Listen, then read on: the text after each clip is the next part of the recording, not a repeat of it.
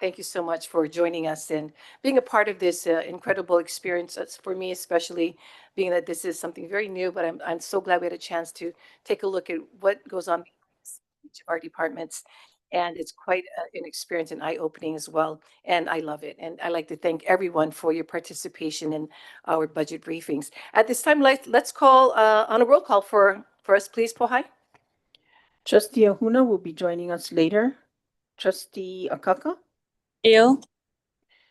Trustee Akina, Aloha mai kako. Trustee Galuteria, You. Trustee Kahele, Present. Trustee Lindsay, Here. Trustee Souza, Vice Chair Waihe'e, Present. Oh, I'm sorry, I didn't see. and I'm sorry, Chair, will Trustee Souza be joining us later? You know. Oh, okay, Okay, all right, Thanks. and Chair Lapa. present. Okay, everyone present? All right, thank you so much. At this time, I'd like to call the meeting to order. It is now 9:09 a.m. And just a friendly reminder, again, for our trustees and turning on your microphones, when you take yourself off to mute yourself. And if you're on Zoom when you speak, so that please speak into your mic so that it records properly for our own purpose of recording our meeting minutes. And in order for it to also be audible for our record-keeping purposes when you testify. As for public testimonies, the following rules apply so that we are all respectful for wanting to participate in today's briefings. Public testimony should be limited to matters listed only on the meeting agenda, which is posted and will occur prior to any listed item's conclusion or vote. If you begin to address any other issue not on our agenda, the BF Chair will call you out of order and direct you to limit your testimony to the items listed on the agenda. Testifiers' mics will be unmuted when it is your turn to testify, and if you're not audible, you'll be muted and the next testifier will be called upon. Or testimony will be online and it will be limited to 5 minutes. Your mic will be automatically muted once you have completed your oral testimony and or if your allotted time for testimony expires. So please log off after testifying.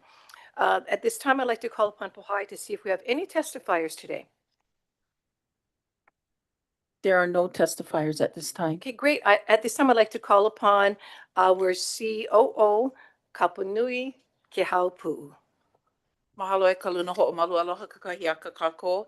So here with us from administration today, we have online and in-person Chief Financial Officer Ramona Hink, Endowment Director Ryan Lee, Financial Analyst Grace Chen, Interim Corporation Counsel Everett Ota, Senior Director of Strategy and Implementation Elena Fardin, our Director of Education and Culture-Based Learning Ku'ulea Nuhea Awo-chan, Director of Economics and Business Resilience Ponia Askew, Strategy Consultants Chantel Belay and Lindsay Kukwana Pakele, Director of Communication Bill Brennan, Communication Strategist Kelly Swallow, Publications Editor Pua Akamine Fernandez, Multimedia Designer Jason Lees, and our IT System Engineers and Administrators Daniel Santos and Arlene Aguinaldo. Mahalo. Mahalo Kehau.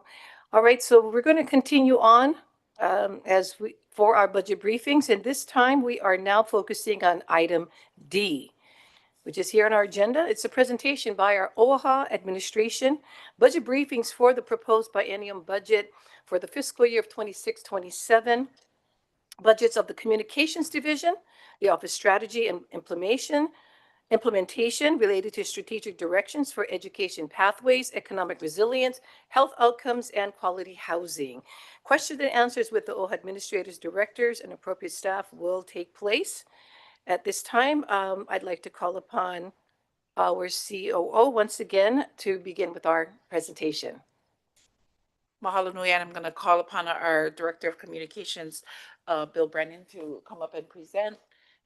Are you bringing the ladies up now or later?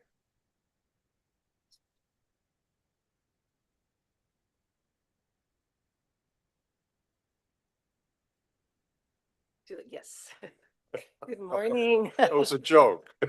Oh. Good morning, Chair Alapa, Good morning. Vice Chair Waihe'e, committee members, mahalo for having the Communications Division this morning. We appreciate you taking us out of order a little bit. We're trying to get the last finishing touches done on the June issue of Kavaiola. It needs to go to the printer tomorrow, so appreciate your accommodating us at this hour. We are the communications team, and we'd like to begin our presentation today by showing you the latest television commercial that we have produced along with our contracted production company, Kinetic Productions. If you can roll that, Summer, I'd appreciate it.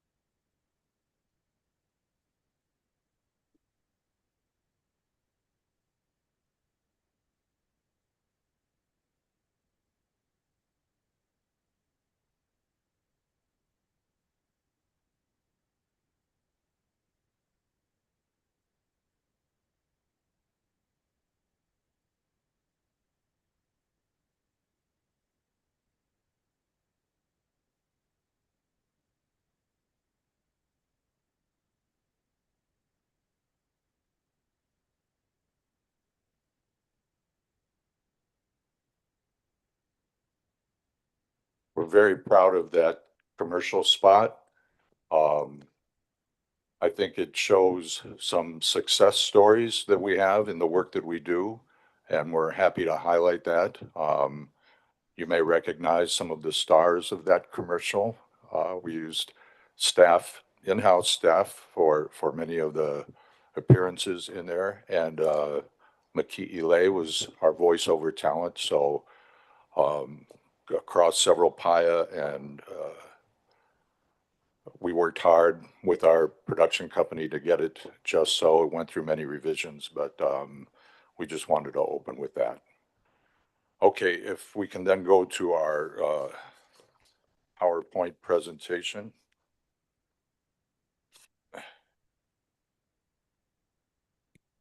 We have a pretty short presentation, really. I just kind of want to highlight where we are budget-wise and leave more time for you to ask your questions at the end.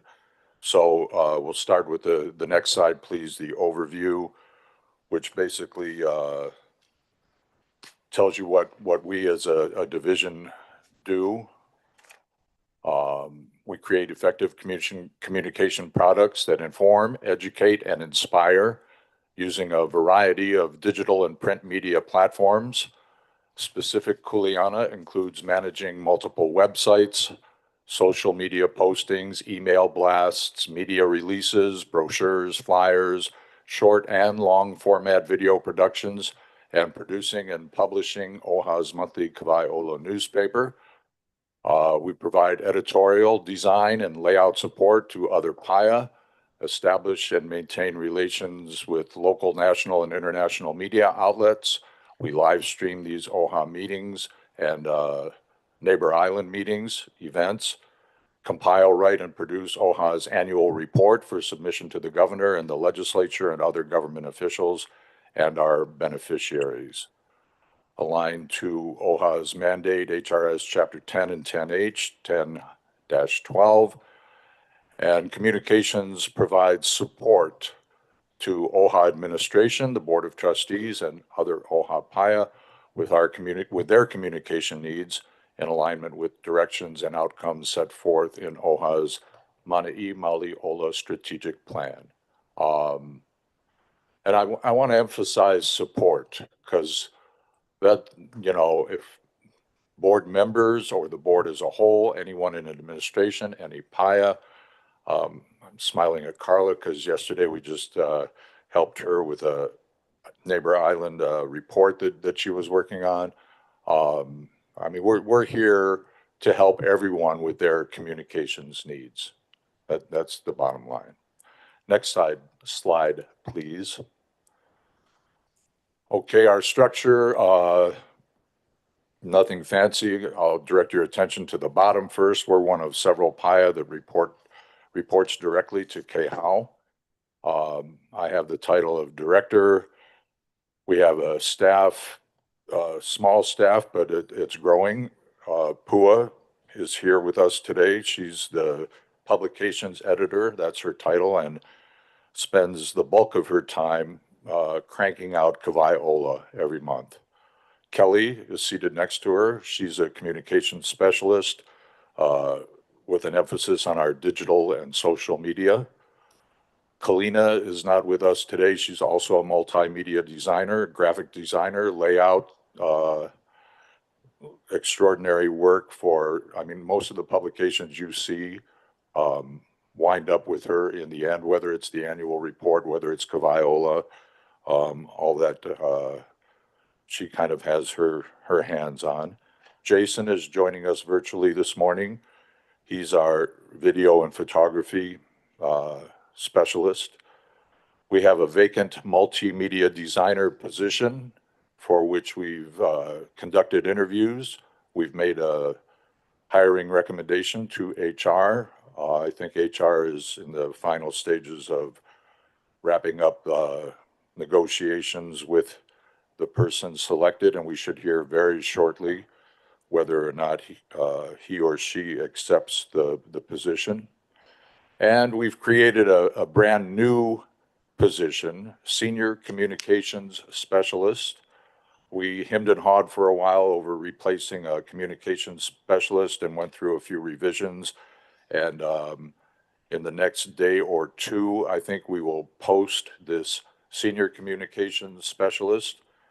And that will, once posted and filled, will round out the team so that there'll be 7 of us total to do all the work the comms team needs to do and wants to do moving forward.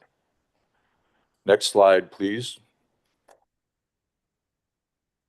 Our strategic alignment and key initiatives. As I said, we are this here to support this organization top to bottom and sideways. So our work supports OHA in a number of ways. We connect with the community through multiple platforms, spotlighting OHA-wide programs and initiatives. All OHA, I don't need to really read these all out loud one at a time, but you can see our key goals this year are to improve the website, which is something we've talked about for a couple of months now, and have taken some steps toward that end and want to pick that up in the new fiscal year. We'd also like to launch our video podcast in this next fiscal year. How we measure success, as I say, if any part of OHA succeeds, then communications is succeeding. If OHA is failing in some areas, then comms is also failing in that area.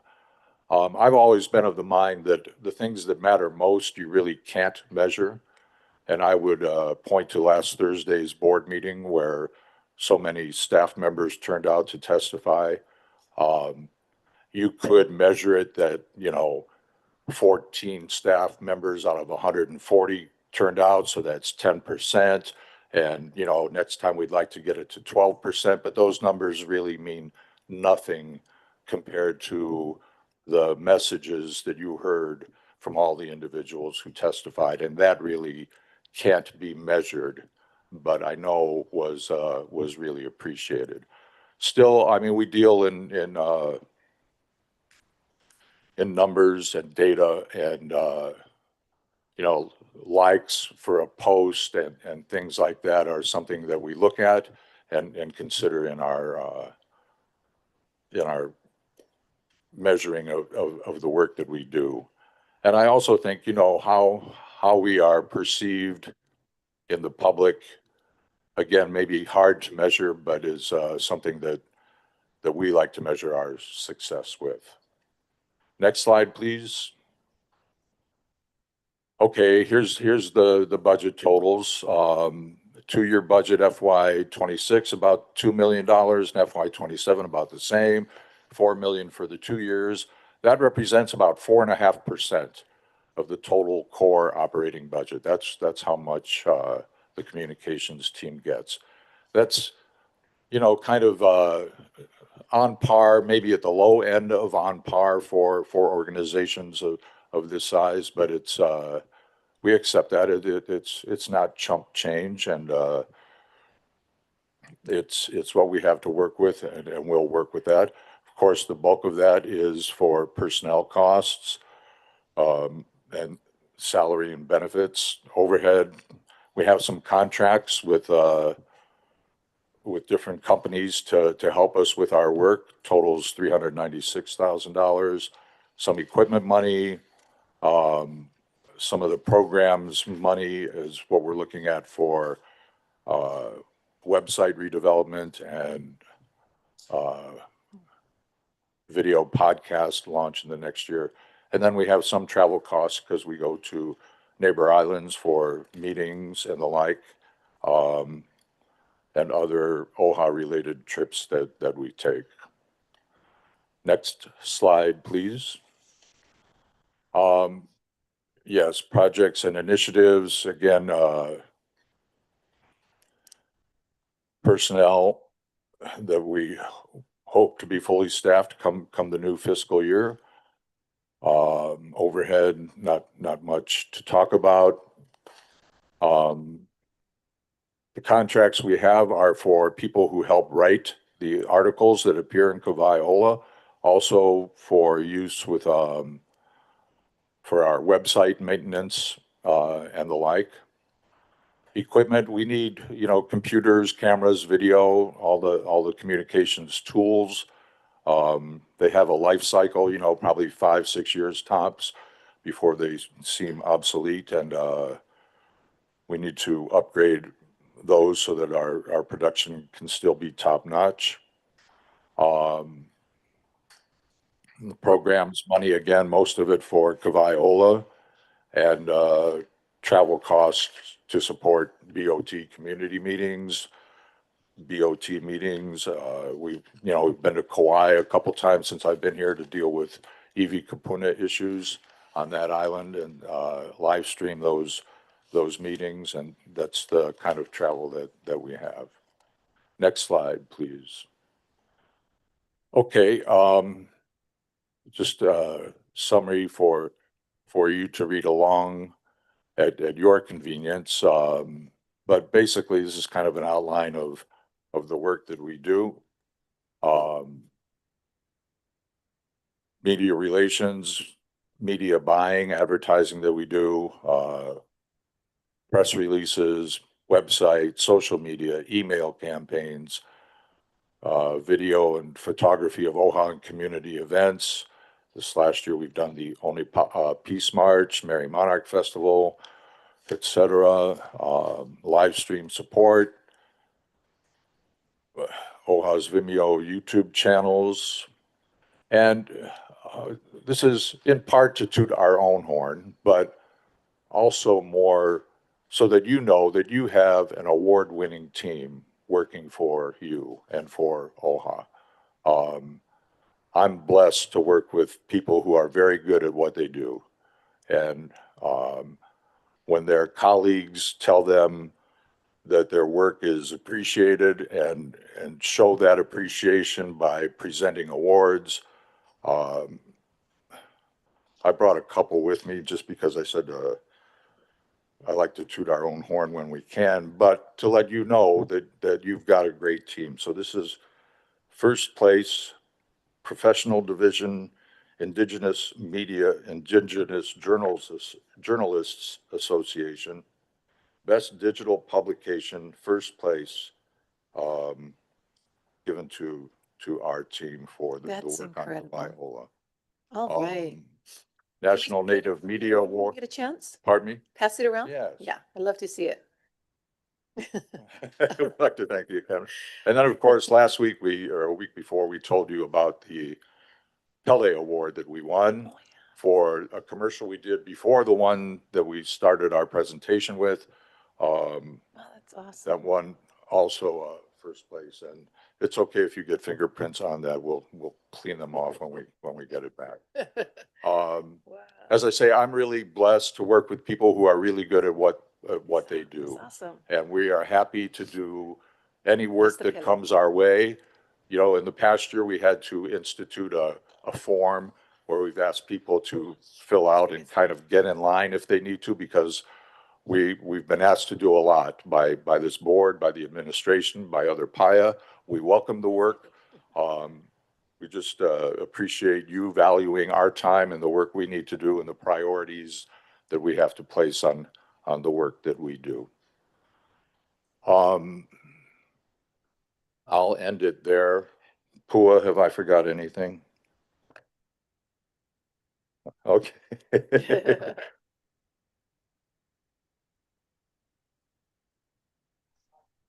Wow. Yes, yeah. Amazing. Yeah. That's great. Chair, I have a question. Go ahead, Hulu. Bill, thank you for all you folks do. Thank you especially to Pua for her hard work on Kawaiʻola. Yes. I'm just curious, do we still have a contract for someone to buy time on TV? And if so, why are we not buying it ourselves? No, we do have a contract with the Kalaimoku Yes, Group headed up by John Ayato. We are one of several clients of his. I think it's just a matter of convenience, and he lets us know that there are opportunities to run television ads. And he's the one who has presented the packages by the various television stations for the investment that we can make in a particular show. I mean, as we mentioned in the presentation briefly, Merry Monarch, Kamehameha Schools Song Contest. We went heavily into all the Hokulea 50-year celebrations, did a lot of advertising there. And then sometimes events just come up, like the Eddie Aikau, you know, which you don't know is coming or not. And then when it does, you know, we want to be nimble enough to be a part of that. And so we were again this past year, because it went again this past year. So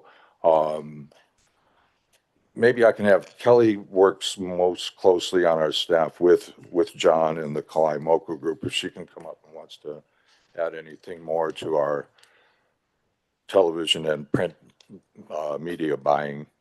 I just wanted to know how much that contract is costing OHA. And since we have a full staff now, why are we not doing it ourselves? Right. Well, we're not quite at full staff yet, but I think that contract, well, Kelly, you can tell, yes. I think it was about $160,000. Yes, and Kalaimoku, it's 160,000 a year, and Kalaimoku only takes like 5% of the costs for each project buy. It is really helpful because John Ayato actually does negotiate different deals that we get, and sometimes we get extra value and things thrown in because of his negotiations. We could do that ourselves. He does have a better relationship with the various communities and events.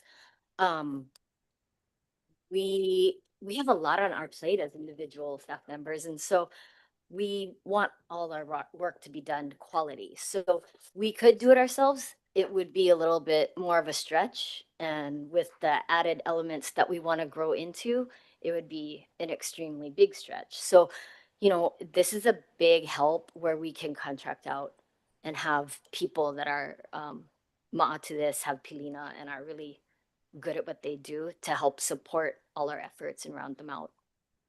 And to Kelly's point, trustee, John is very good, as Kelly pointed out, about arranging a package that fits OHA. So there was, I think in one of the stations, Hokulea coverage, their minimum buy was $10,000. He negotiated a separate OHA only $5,000 package to save us some money, and we got some added value at a reduced rate for that particular spot. So I concur with Kelly that I think having a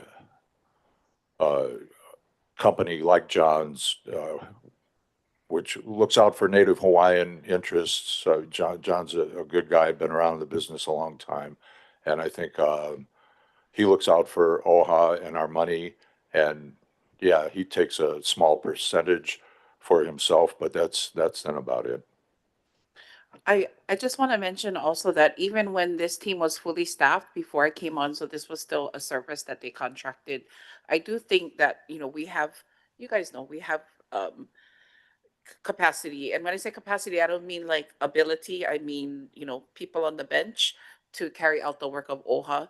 This is work that's highly visible for Office of Hawaiian Affairs, as the team has shared. This is the media buying for song contests, for Merry Monarch, and the work has been high quality. We are, you know, expecting to fill the 2 positions soon, but I wanted to mention again, even when this team was fully staffed, this was still a needed service. Perhaps, you know, in the next fiscal year, as Bill brings on his 2 staff members, and, you know, we can assess like the, you know, what the team has capacity to do, what's the priorities of this organization. You know, that could be a consideration, but I you know, I support my Limahana in saying I think we should keep it at least in the next fiscal year while this team rebuilds itself. I actually think that John has done a great job. My only question is fiduciarily. Thank you, Bill. Understand. Thank you, trustee. Question, Wait. hi, Kelly. Yeah, so where is that in this budget? Can you provide the line item, Contracts. page and line number? 7214. It's one, Which page? oh, hi, 131. 131, 7214.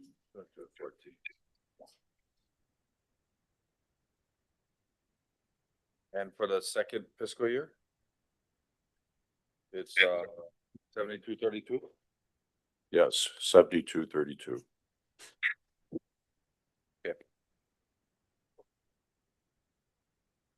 Okay, thank you very much. All right, thank you very much. No, Anybody else? I was just- Go ahead.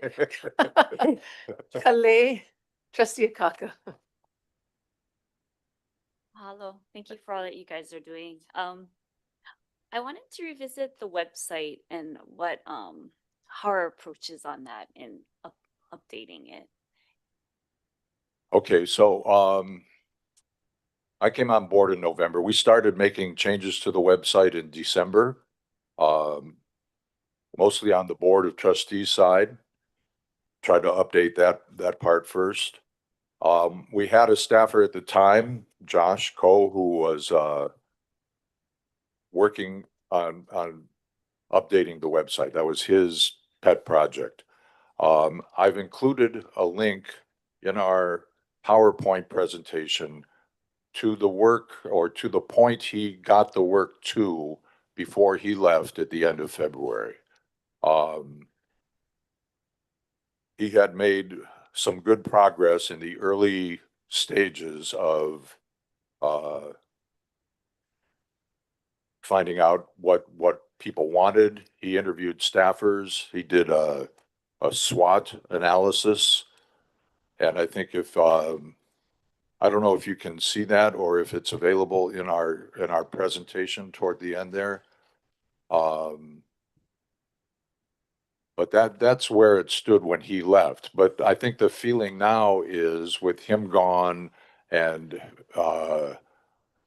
maybe whoever replaces him not having the same capacity to take it on themselves, that we may have to contract that work out. I've talked to some friends who are in that line of work. I've heard estimates anywhere from like 25 to $55,000 and up for a full kind of revamp of the website. So we've, I think, put in about 55,000 for that for the next fiscal year. And as soon as July 1 hits and this new budget goes into effect, if that stays as is, we will start looking for someone who does that professionally and work with us on upgrading the website. And regarding our social media, what's the process with our social media? I wanted to know what the process is regarding our social media.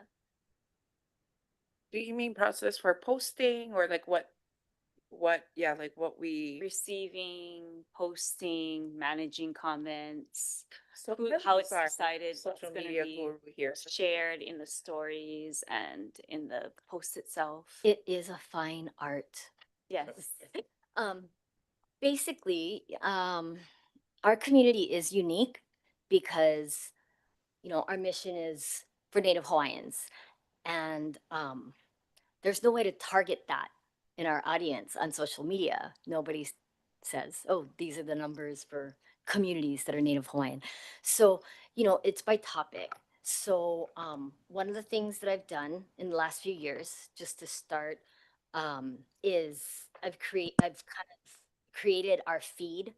So when you have your Facebook page or your Instagram page, and then you follow people, right? So we already had a bunch of organizations, Native Hawaiian organizations and leaders and community members and grant organizations that we've given money to in the past. So we follow them. Making different organizations that are highly active, that we highly support, favoriting those so that their posts pop up in our feed, so we can see what's going on with them. That's all the easy work. And then as communities post things, I can put them I can share them to our story. So they don't necessarily, their posts don't go to our page, but we still support all their activities. So it goes to our story. Like Instagram has a story if you click on the little image icon, profile icon, and so does Facebook. So a lot of those things, I try to kind of weave in Native Hawaiian organizations and their actions to show that we support them. There's a lot of activity out there that is, a little more on the edge. It's not so practical and stable for our organization to endorse. So I don't share those, but it's good to keep an eye on the community to see what's being said. And so that's the basics. As far as like posting, we have our OHA page, we have 4 OHA social media platforms, LinkedIn, Facebook, Instagram, and X. And we share and post press releases, quotes as much as we can, different events, awards, whatever we can, information about the trustees, news things that, relate to OHA, that are OHA's voice. We also have a Kavaiola page, which we focus primarily on Kavaiola stories on that page. They used to all be the same posts across the board, but we've tried to separate them so that they each have their distinguished focus. The OHA pages have been around longer than the Kavaiola pages. And so the OHA pages have more followers and engagement. Instagram has way more community engagement than Facebook. It's a different audience. It's a lot more fast paced. Facebook is a little slower. It has a different community, doesn't engage as much as Instagram does, but the people still see things and they still get the information. So I utilize it to educate and inform and build Pilina on a virtual level with the community. Does that answer your question? Yeah, so well, what is the general practice when you're receiving I guess direct messages or certain things are brought to your attention? Is it where it's like almost a 24/7 So review? we And is it just you? It's just me, but other people see it and say, Kelly, have you seen this comment? Have you seen this question? And I'll say, Yeah. oh, let's address that. So for the most part, you know, when I first started, there was some volatility on the comments and engagement. I think there still are. It's not as bad, Yeah. honestly. And, one of the things that I've tried to cultivate is responding to comments, educating people about comments that are not always accurate, Mhm. and Yeah. and letting people know that if they use profanity of any kind, I'm sorry, I had to remove your comment, and just letting them know. I think one of the important things about working for a cultural organization is acknowledging people and engaging them because we're a community. And so you can't just talk to people online like you would I guess in our Western culture. We need to acknowledge people. Everybody's related, everybody's connected, and everybody has their own perspectives. And so I try to respond with dignity as much as I can. Thank A you. lot of people have responded back with like, "Oh, thank you, I didn't know that." And I go and I have direct comments with them. When you're dealing with a person, it helps. You realize, oh, there's a person here that I'm talking to. It's not just an organization. So I try to do that and make things as much as possible on a personal level and inform them, give them links, give them information. We do have instances where there's direct attacks that gets dealt with by KHAO and upper management, of course. And so for the most part, I try to communicate and refer people to our webpage, links, information as much as possible. Mm. Um, So, just so Manao, so regarding targeting our native Hawaiian population, unless that has changed, I know that there are ways to do that. It is a service you have to pay for, though, I think, and that you can look at specific pockets, uh, areas that would have a higher concentration of native Hawaiians. I would say, um, primarily like our homestead areas, those areas that we know, for instance, we have our neighborhood board meetings, and much of the target that we are going for are those within the homestead areas and higher concentrations of native Hawaiians. So I think maybe if there's certain things that we're really trying to push out and distribute, that might be a way of targeting our audience. Yeah, so there are abilities to do that on the different platforms.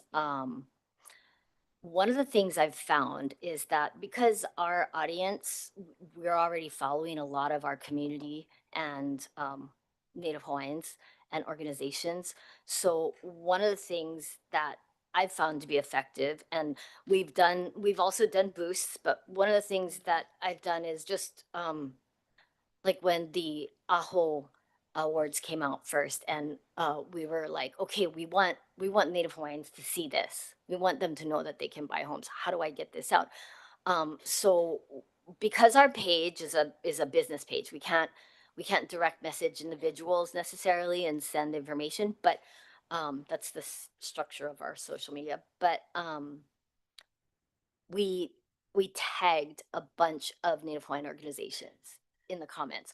And so the Native Hawaiian organizations are gonna see this post. So there were like 60 Native Hawaiian organizations that were put in that. And then at the same time, I'm able to go to my social media, and because I don't really use social media much for my personal life, I utilize the platform to reach out to Native Hawaiians across the state that I know. And I've sent direct messages to them, and they're like, wow, great, thanks, we'll share this. I don't know all of them personally, but I know them online. And so that's one of the things that we do. We can do boosts and target it. However, there's not a way that I can target this zip code in Waianae necessarily on the west side. It doesn't work that way. It works. It doesn't allow us to like be that specific. Oh, I think it does, but it maybe not per zip code, but a It has a circle. radius, Yeah, correct?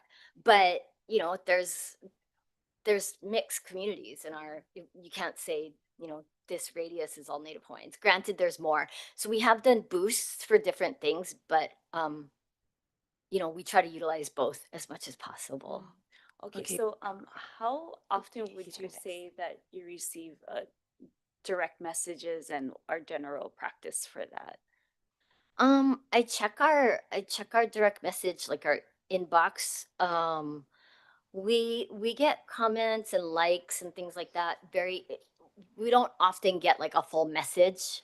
So like I think a few weeks ago I did get a message about applying for a job. And so I said, hey, we have these job openings. Here are the boosts, and please contact our HR or go to this email. Good. So we do have that. We do have an automatic reply that says, thank you for your email. We'll get back to you, blah, blah, blah. So I go through them. For the most part, we don't get like big messages or inquiries. We get comments or likes or GIFs.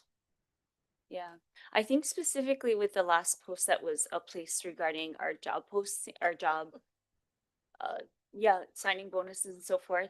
I saw, after that, an entity was posting that they were hiring as well. And on to follow up with that, their next post, in their stories was a click on this to apply. So I think that might be something that we can explore that might bring in more, traffic.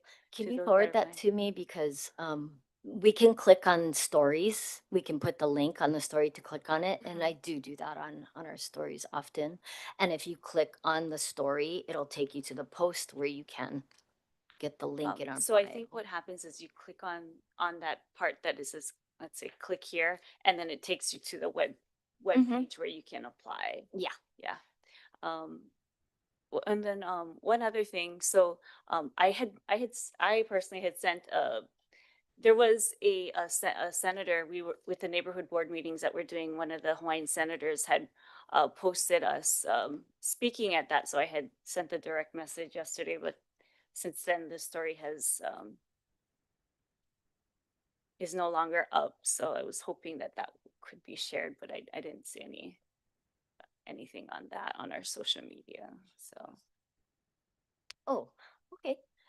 We can figure out ways to get it directly to me because it is print week, so I do get distracted I think Mhm. sometimes. And Mhm. but if you have something that's important, you can direct message it to me or something. We can share it. I did. Okay, Sorry, I'll look for that. All right, thank you. Let's move on to our next trustee. He'd like to ask a question. Akina? Thank you, Chair. Hello? Thank you, Chair. Oh. Am I on? Yes, you Very are. good. Oh, someone's Well, going to. Bill and team, thank you very much. I have a specific question I'll start with, but I want to get to a more general one. But let's first take a look at the chart here on page 127. I'm looking at items 6890 and 6896. And this is for professional services that are rendered for a fee. Obviously, the amount is too low to include the media buyer we spoke about, Kalaimoku Group, earlier. Are these vendors itemized later in the chart, or is this just a placeholder for vendors you're going to use? It's more the latter. It's something new added to this fiscal year's budget. The idea being that if the need arises for us to do something that's beyond our communications team capacity, for instance, some sort of marketing campaign, that kind of thing, that we have money available to go out and do that. Okay. Yes. So it's for capacity building. It's kind of built into your role generally, and it expands it. Yes, I would say, this money is there so that we can contract work out to someone who has a bigger team and a team that's more specialized in work that we don't do. And they would work directly with us. We would kind of manage the contract and make sure that work gets done. Yes.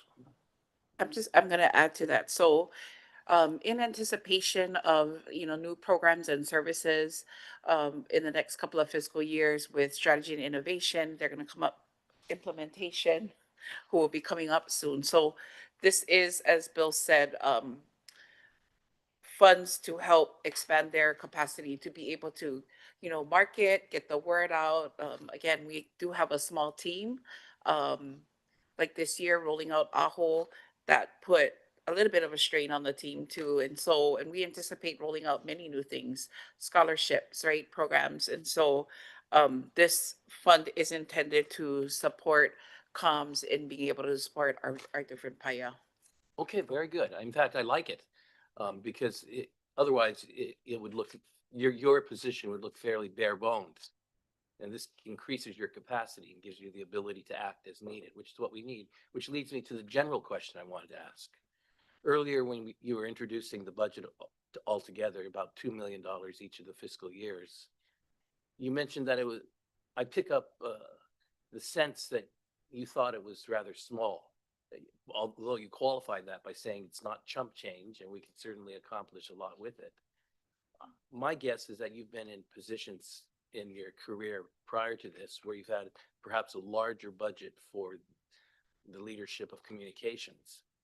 And so what I want to ask you is, where should the budget be for an organization of our size? Right now, it's at about 4.5% of our budget. Right. But in order to accomplish the strategic aims of communication, where do we want to go in terms of the amount of money that we ultimately are putting into the comms function? Well, that's a great question, trustee, and I appreciate it. I think the thing we need to keep in mind is that we're a government communications team. We are not a corporate communications team, right? I think private sector corporations might do anywhere from 6 to 10% of their budgets to cover communications. And that's why I say 4.5 is on the low end of what organizations of all kinds provide, but it's in there. It's in the game. It's not 3% or 2%, which wouldn't measure up. 4.5%, 5% is kind of where organizations do. And I've worked in and out of private and government entities, and so I think it's okay. It's, I mean, everybody would like more money, to use, but we have limited funds. We have a lot of work, a lot of different PIA with different responsibilities in Kuleana. And as I say, I'm happy to get our team back to full strength and see what we can do with that. And this money covers that, so I'm okay with that amount. Yeah, it's just, I was just trying to provide some perspective on where that amount stands in relation to organizations. Well, it's my opinion that there's a huge amount of goodwill out there that we can go after. And I would be supportive as much as possible of building our comms efforts. So be bold. Okay, thank you. Thank you, trustee. I appreciate that sentiment. Yeah. Trustee Kaheli. I'm gonna ask a website question, but I'll hold that until I follow up on trustee Akina's kind of line of question. Yes, thank you. So, when we're talking percentages of budgets, government versus private, and if we look at OHA as a unique entity, do we have, and if we don't, it's okay, a documented communication strategy for OHA that would dictate types of resources we want to dedicate to that strategy, and what if a strategy doesn't exist? Have we developed, a baseline by doing market research in the Hawaii market based on the goals that we want for OHA? Where do we see OHA 10 years from now? What is the goal for OHA? And then how do we work backwards from that? How do we put money into doing market research if it doesn't exist, to develop a baseline which would then determine a communication strategy of what we're trying to achieve. We're Yeah. looking at the Hawaii audience, you know, the entire spectrum from Keiki to Kupuna, on the various different spectrum of issues that OHA has to deal with. You know, what are we trying to achieve, and is there a communication strategy that exists? And if it doesn't, that's okay. Yeah. I do think this board and this organization needs to do that before we decide to dedicate our resources. I mean, I love commercials, but I don't need something that makes me feel good. I want something that is attempting to achieve our strategic objectives for this organization. Right. I understand that. And to be honest, to answer your question, no, I don't have that umbrella communications strategic plan for 10 years looking out, that kind of thing. We come up kind of with communications plans per need, right? So what's the communications plan for the investiture ceremony? What's the communications plan for rolling out Kaka'ako Makai? What's the communication? And we come up with kind of individual plans, but really haven't dedicated or had the time to sit back and have an overarching this kind of plan. We should do that. I You know, no would love different to do than, that. Yes. You know, many of us are sitting on this table who've had to put together political campaigns, Yes. right? Yes. Same strategy, right? Right. You have a target audience. In this case, it would be voters. And what are we doing to shape that narrative? You know, and the spectrum of the Native Hawaiian narrative can be on one extreme to this extreme, Right. right? And who is the audience we're focusing on? I think centered on values that everyone in Hawaii is not controversial, right? What are the Hawaiian values that everyone can attach to? We create that narrative, then work our way into issues that can educate that audience, that lead to political muscularity, Right. that lead to PLT, legislature, political activism. That's where I want to dedicate our communication resources to. And so with this board and your team may need to come together in this latter half of this year to do that. Sure. I do think some market research toward that end Yeah. would be most Very good. beneficial.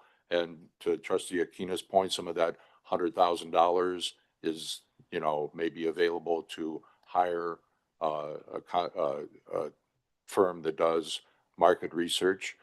You know, we'd want to be very sure about the questions that we formulate to ask and of whom and who Yep. the audience is that we're after. And I think too, this goes to some of the talk I've heard in some of your earlier meetings this week about, you know, rebuilding trust. You know, you need a baseline for that. Where is the trust level at this point? You know, and who do you ask about their trust in OHA as an organization? Is it beneficiaries only? Is it the wider community? Is Well, it it can't be elected because officials? everyone in Hawaii can vote for OHA. That's right. That's right. So So it's data- bigger than that. Will allow us Yes. to know like what people think of OHA, what people think of the Native Hawaiian community, what foundational knowledge do they have of Hawaiian history that has led OHA to be where it is today. Yeah. What does it matter and mean to them? And this might be a 10-year communications plan. This is not something we're going to solve in the next biennium. Right. But having that and investing in those resources, I think is really, that data I think is super important. Yes. And that data then will inform how we formulate Yep. a communications plan to Yep. address what we've learned. Yes. Thanks, Chair. Thank you. Mahalo, Madam Chair, and mahalo, Bill. Yes. Great presentation. Explain the vacancies on the team and the efforts that we're taking, I guess, to fill those vacancies. Okay. And will it potentially eliminate some of the contracts, line items, I guess, if we get some full-time positions in here? I think the The short answer is no. I mean, the contracts we have, we need. They're for things like, you know, website maintenance. We have lots of little contracts for the things that most communications teams needs. But I will say, I think, I'm looking forward to have the team back at full strength, and that should be, I mean, certainly we may have one in the next week or two and someone in the next month or two. And take some of the, I mean, because right now we are kind of overworked. We're just 5 people big. I try to get my hands dirty and be, you know, I consider myself more like a player coach than a director who sits and runs the team like that. I like to write, edit, you know, I get in there and do that kind of things when it's needed. But a lot of our people are being asked to do a lot, and if we can start sharing some of that work with the new staff members, we'll be able to get more done and take more on. But yeah, that should happen soon. How many positions we're looking at, that needs to Well, be filled? we've created this new strategic communications specialist position, which should be posted in the next day or two, and we're about to hire a multimedia designer. So 2 more Okay. additions to the staff. Yeah. Okay, perfect. Yeah. Madam Chair, one more question. Have we always had a web support contractor, or, and is that something, as we bring these new positions on, something they could take on as their Kuleana? Not really. Okay. No, I mean, that's kind of a specialized, you know, I mean, you look at the website, you think it's here on your computer. It's not here, right? It's on some server somewhere that somebody with expertise in that position maintains for us. Okay. Yeah. I see there's 55,000, I believe, budgeted for rebuilding the The website. Yes, sir. Is that something that web contractor is going to be doing, or is it some other entity? I think that's just more a kind of a design contract for the website. Even after it's revamped, it needs to be hosted and maintained, and that work is usually contracted out in almost every organization. Yeah. So I have a question, I'm sorry. I have a question. This is regarding, some page 131 and item 7-11 through 7-13. And you can see the bulk of monies there are attributed to production, delivery, shipping, and all of that. Is there any possible way that there can be some kind of reduction in that particular arena? I'm just putting it out there. Because maybe what about an app or something, a KWO app or whatever that would help reduce all of that? I mean, that's huge. This is page 131, 7-11 through 7-13. You're looking at 51,000. This is fiscal 26, 360, 234,000. And looking to see how we can, is it even possible to do that? Yes, I understand the question. Most of that, most of those monies are for Kawai Ola, and the production, printing and distribution of Kawai Ola. And so, I'd ask Pua to address those. Oh, I'm so sorry. Yeah. Turn off your mic. She can't get her mic on. Okay, good. Well, yeah, it's a huge chunk of change, and it is the largest cost that we have here in our communications pile. And we do have an online, we do have a digital, yeah, and we do have money in our budget to create an app. But the fact remains that the majority of our subscribers are subscribing to the paper version. A lot of people want to have the paper, a lot of kupuna, older people. We also have a lot of subscribers who are pa'ahau, people on the continent, in the diaspora, who, for them, it's like a little piece of home gets mailed to them every month. And so, I mean, we've talked about it, like, wow, this is huge. We could, we could do it all digital. But there still is a demand and desire, at least in 2025, for this paper version, that may not be the same in 2030 or 2035, as the population ages and people become even more technically adept. But right now, that's kind of where we're sitting, and it is expensive. Oh, yeah, absolutely. Is there a way to prepare their future, letting them know that as we move forward, we encourage you, We go are- digital, blah, blah, blah, costs, whatever. Is there a way to express that? So they're prepared and come 2030, it's right around the corner Yeah, and it'll all be obsolete practically. yeah. You know, it's always available. Yeah. It's always available. What people avail themselves of or not is up to them, you know. And again, we have a lot of people that like, there's a tactile aspect, you know, Mhm. the difference between reading Kindle Yeah. and getting a book. Yeah. And some people are very tactile. And so, you know, I'm also me. So I appreciate that and understand that. And so this is just a service to our community. Mm-hmm.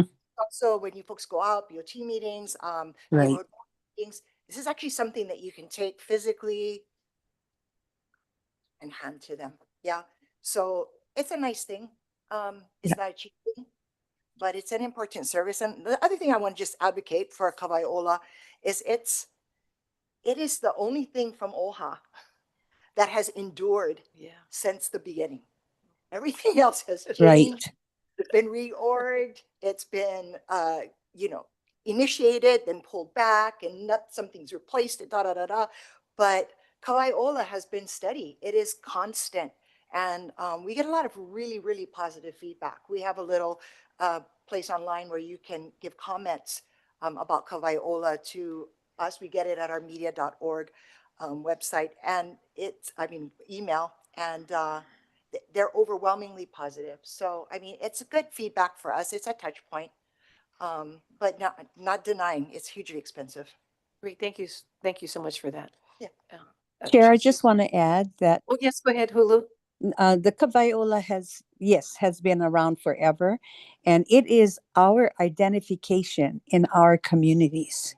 I mean, people are asking for it all the time, and they recognize the people that write in it. And when a person is absent, they'll question, oh, how come I didn't see an article from so and so this month? So that means they really are reading it. If nothing else, if we don't communicate with our community, this Kawaiola does. And there's 65,000 that goes out every month. And basically, the big money is our postal, right, Pua? Yes, that's correct, trustee. Yeah. So, The I mean, actual- that's expected that we have to pay the going rate, but it's a cheaper rate than a letter, for example. But the thing that it does for us in the community cannot be matched by anything else that we're doing. Not even our employees can get out into our community like the Kawaiola does. So I am in total support and so appreciate Pua, the work you folks do on it. Mahalo. My Mahalo. follow-up question for Pua regarding that is, you mentioned, Hulu mentioned 65,000 subscribers. Any plans to expand that amount? So we're Always, past always. Right now we have, 500,000. it's actually a little bit higher. It's closer to 70 or so when you combine. I think we have about 52,000 subscribers to the paper version. And then we have maybe another 20,000 who subscribe to the digital. Oh, good. Yeah, so, you know, it is slowly transitioning, but it is slow. I mean, what was that? It is, It's slowly transitioning. Right. More and more people Okay. are, you know, the digital is growing, the digital subscriptions, but the overwhelming majority are still asking for the so paper. how are we reaching out to our people to go online, to subscribe, so we can expand our readership? 'Cause I know we have more than 400,000 Hawaiians out there and only 65,000 are reading. I mean, I mean, is there any way to close the gap to get at least close to 100? I Oh, mean, that'd be impressive. that would be, you know, we don't advertise Kawaiola elsewhere. So it's kind of hard. I mean, if you're not interested in what, Hawaiian, you know, things, you Mhm. know, are, Mhm. they're not going to be, looking for it necessarily. I mean, it's very available. I mean, you can subscribe online, you can call us and we'll subscribe you, whether it's print or digital. You know, we're sending out e-blasts twice a month to everyone who is on our for whom we have an email address, sharing Kawaiola and the digital version, obviously links going back to kawaiola.news. So, you know, it's kind of an organic process. We're not marketing ourselves out there elsewhere. And I don't know that we want to, you know? I think we should keep in mind, Chair, Mhm. of the 400,000, the 70,000 is, households and not individuals. You see what I mean? Right, right. One paper is probably servicing 5 people. So that's why we cannot expect 400,000 subscriptions, because we're reaching more than 70,000 just by sending it out to those 70,000.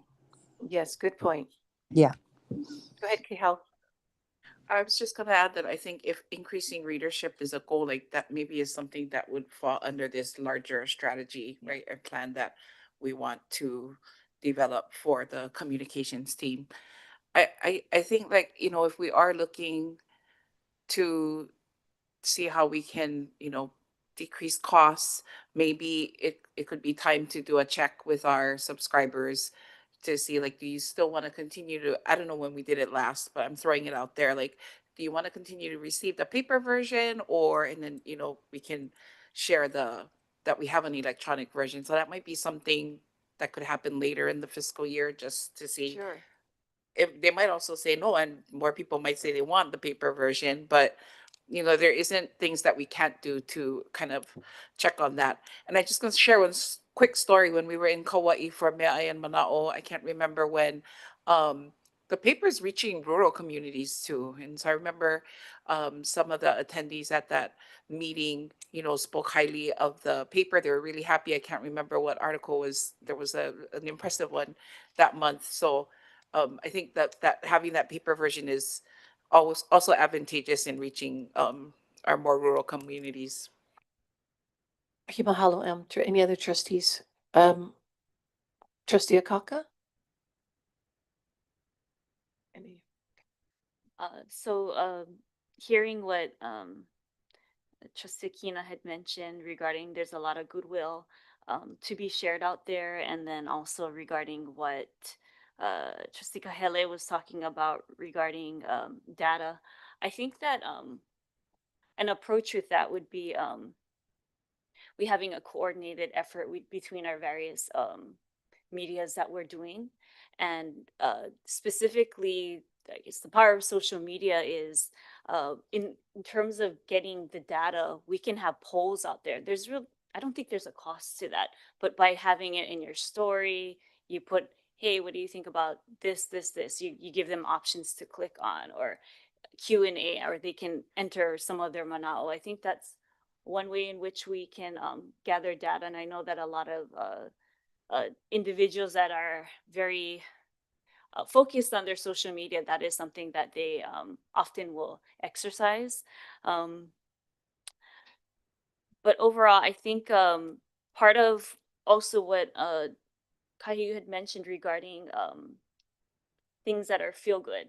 I think that it's good to have a combination of content that is out there that feels good, but also that shows the metrics of what we're doing, and that goes hand in hand with the dashboard, the website, and how that can be tied into with our social media and Kawaiola in some capacity, how it makes sense. But I think being able to show those statistics and how the fundings that we receive, whether it's through the legislature or however, and then how we're maximizing on that, and how this funding is then going directly into our community and the various entities that we are positively affecting, to be able to show that imagery and so forth. I personally would like us to be more, I don't want to use the term aggressive, but very out there in terms of how we can put out that information, because there's so much good things that our Office of Foreign Affairs is doing, but we need to give our people that opportunity to know that. And I think that's part of the balance. I think all of us individually and as a whole, it's a lot with all that we're doing, often taking on the kuleana of 1 to 3 roles oftentimes. And then trying to find that balance to be able to put that messaging out. I know for myself, you're just trying to get through the days at best most of the times. And finding that ability to put that out. But I'm hoping that we can build our communications team to be more heavy hitting and stronger so that we have the capacity, the sustainability to be able to share our stories on what we're doing. So I applaud all that you folks are doing, and I mahalo you folks for that. And I would like to see some rock stars coming in, even if it's a role as like an intern, to be able to give us another fresh perspective on how things are going in the social media world and how we can best apply that to what we're doing, and then applying the wisdom of the many years of success that we've been doing with Kawaiola and so forth. I think that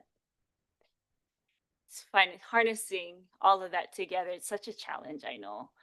But I know there's so much potential in people being able to know, one, what we do, why we exist, the difference between ourselves and other sister agencies, for instance, DHHL, and a lot of the things that we're doing specifically in the community, giving our people the opportunity and those that are that care about us, knowing what we're doing. So for instance, when we're doing the Mea Aya Mana'o, when we're specifically having it where the news media are sharing things that we're actively on top of regarding iwi kupuna, repatriation, we blast that stuff out. We really maximize it, and we're doing it multiple times through the day and resharing some of the things. I do appreciate that the information that regarding the BLNR hearing that was reshared from, I believe, was it the Sierra Club?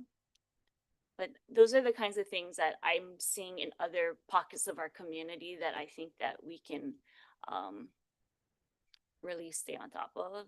And hopefully the things that the different trustees, what we're doing in the capacity of Office Hawaiian Affairs, that really be shared too, because I think that people are interested to know what the administration and the board is doing collaboratively. Thank you so much. Before I get to ask my website question, just on the Kawaiola piece, I think it's everybody's kuleana to get us more subscribers for Kawaiola, right? The best and most visible ambassadors for OHA is everyone sitting at this table, trustees, when we're out at neighborhood boards, when we're in the community, when we're, visiting, colleges that are on the mainland and telling local kids you can sign up for Kawaiola. It's definitely something that I do. Would it be also great in the meantime, as we're trying to get people to sign up for the registry? Same time. Yes, Yeah. might as well. We catch Yeah. them all one time. Exactly. That would be Yeah. great. Yeah. So having an insert in the Kawaiola, Maybe. is that possible without it falling out? Yeah, I think I've seen that. Yeah. Well, I was noticing, and it caught my eye the other day. I was walking on Bishop Street, and out of the corner of my eye, I saw our Kawaiola Newsstand. newsstand. Mhm. I don't know if you guys know that. We have got Kawaiola newsstands, like physical work. locations. Do we have a idea of how many we have out in the community? Are they on neighbor islands? Are they only on this There are island? neighbor islands too. Is that something? There The might one I particularly looked at, I took a picture of it. Bug had some graffiti all over them and whatnot. Could probably be replaced. But was that something that's been around for Yeah, a while? We've And been around for a while any- with our vendor. Yeah. okay, Yeah. Oahu Publications is our vendor. That's right. And, they're filling all the newsstands, and our Kawaiola is included Yeah. in that. Yeah. any thoughts in putting some money into the budget for fresh new boxes or additional boxes in new locations? That's not in our budget. That's Okay. in the vendor's budget. Yeah, we don't own the box. Oh, okay. So where would that be in this then if we wanted additional Oh, it does, boxes? if we wanted additional boxes, we'd have to add something in, because that's not But it's not something that not we in would. the Kawaiola line No, items no. that No, the chair was referring to. yeah, no. Okay. That's the Kuleana of the vendor, and they own the boxes. Can you find out that, I'd like to I know what can, yeah. those, Easy. I Yeah. can find out. okay, anyway, back to the website. So I'm referring to page 129, line 70, 80, and 70, 81. I mean, I personally think that needs to be a big emphasis in our communications strategy this year, is not only the, presentation, restructuring, rebuilding of our existing OHA website, but the inclusion of potentially a data dashboard, inclusion of a mobile application that allows multiple uses, whether it's an electronic Hawaiian registry card or be able to read the Kawai online. So I actually think your numbers are low to accomplish what we need to accomplish. For a government agency of OHA, I don't think 55,000 is going to be able to accomplish what we need to. And so I think that needs to be adjusted. Has there been any collaboration or coordination with S&I on this project? The only reason I ask is because they're asking for $210,000 to do a data dashboard and $120,000 to do to have a contractor continuously manage that. You're asking for 55,000 for a complete website build out and 20,000 for a contractor to manage it. Seems like the numbers need to be reversed. I'm not Any aware. coordination with S&I? Because obviously this data dashboard would be on our website, I'm assuming, right? It would, but I think two very different things, right? So this is just a website that would host that kind of information. The data dashboard, which the team can come and speak to, it just involves so much more. We're looking at population data, hosting, OHA's impact data and things like that. So it's not just to build the dashboard, but I think I will let the team talk about it, but I feel like you're talking, they're two different things that we're. But they're talking about. integrated together. They should be. They So gotta go together. we want to be able to post that dashboard on our website. Yeah. So first suggestion would be close coordination with that team if we are going to fund a data dashboard. The second thing is I think you need to reevaluate your number to redo the website, because I don't think $55,000 is enough. I could be wrong, but I think we may need to adjust that. Have you, I mean, what is that number based on? Have you gotten vendor quotes on what it would cost to do the things that we've talked about doing? Yes, I mean, just to revamp OHA.org as we see it today. I've talked to a few folks that I know who work in that field. First of all, they don't think it's that bad, which I was surprised to hear. But secondly, they offered numbers from 25,000 that you could do it for as little as 25,000, or the more you want to do, closer to 50,000. Given the nature of how things go, we put 55,000, which was a little bit above the highest figure I heard, just in case things go wrong or they're not panning out. So I believe it can be done, just from what I'm told. That's not my area of expertise by a long shot, so I trust the folks I've talked to. But you may be right. It depends. It depends how you want it to look, how much we want to do, what kind of bells and whistles come along with the revamp that we want to do. But what I've mostly heard, and I'm not sure how it's defined exactly, but it's not very user friendly is a term that people use, more often than not. And that means different things to different people. But part of, what Josh was doing, and I would encourage you to take a look at the link, the Dropbox link, I think that we provided at the end of our thing on your own time, to see, he compared it with Kamehameha School's website and some other websites, talked to staff members, as I said, about how they feel about navigating our website. what's missing, how you get places. So I think 55,000 could at least get us started. If we need more, then maybe we can adjust down the line, but I'm hopeful that's a figure we can work with. Okay. Trustee Souza. Well, Madam Chair, well, Bill, you guys been pretty popular here today. Yeah. I anticipate this probably sitting here this long.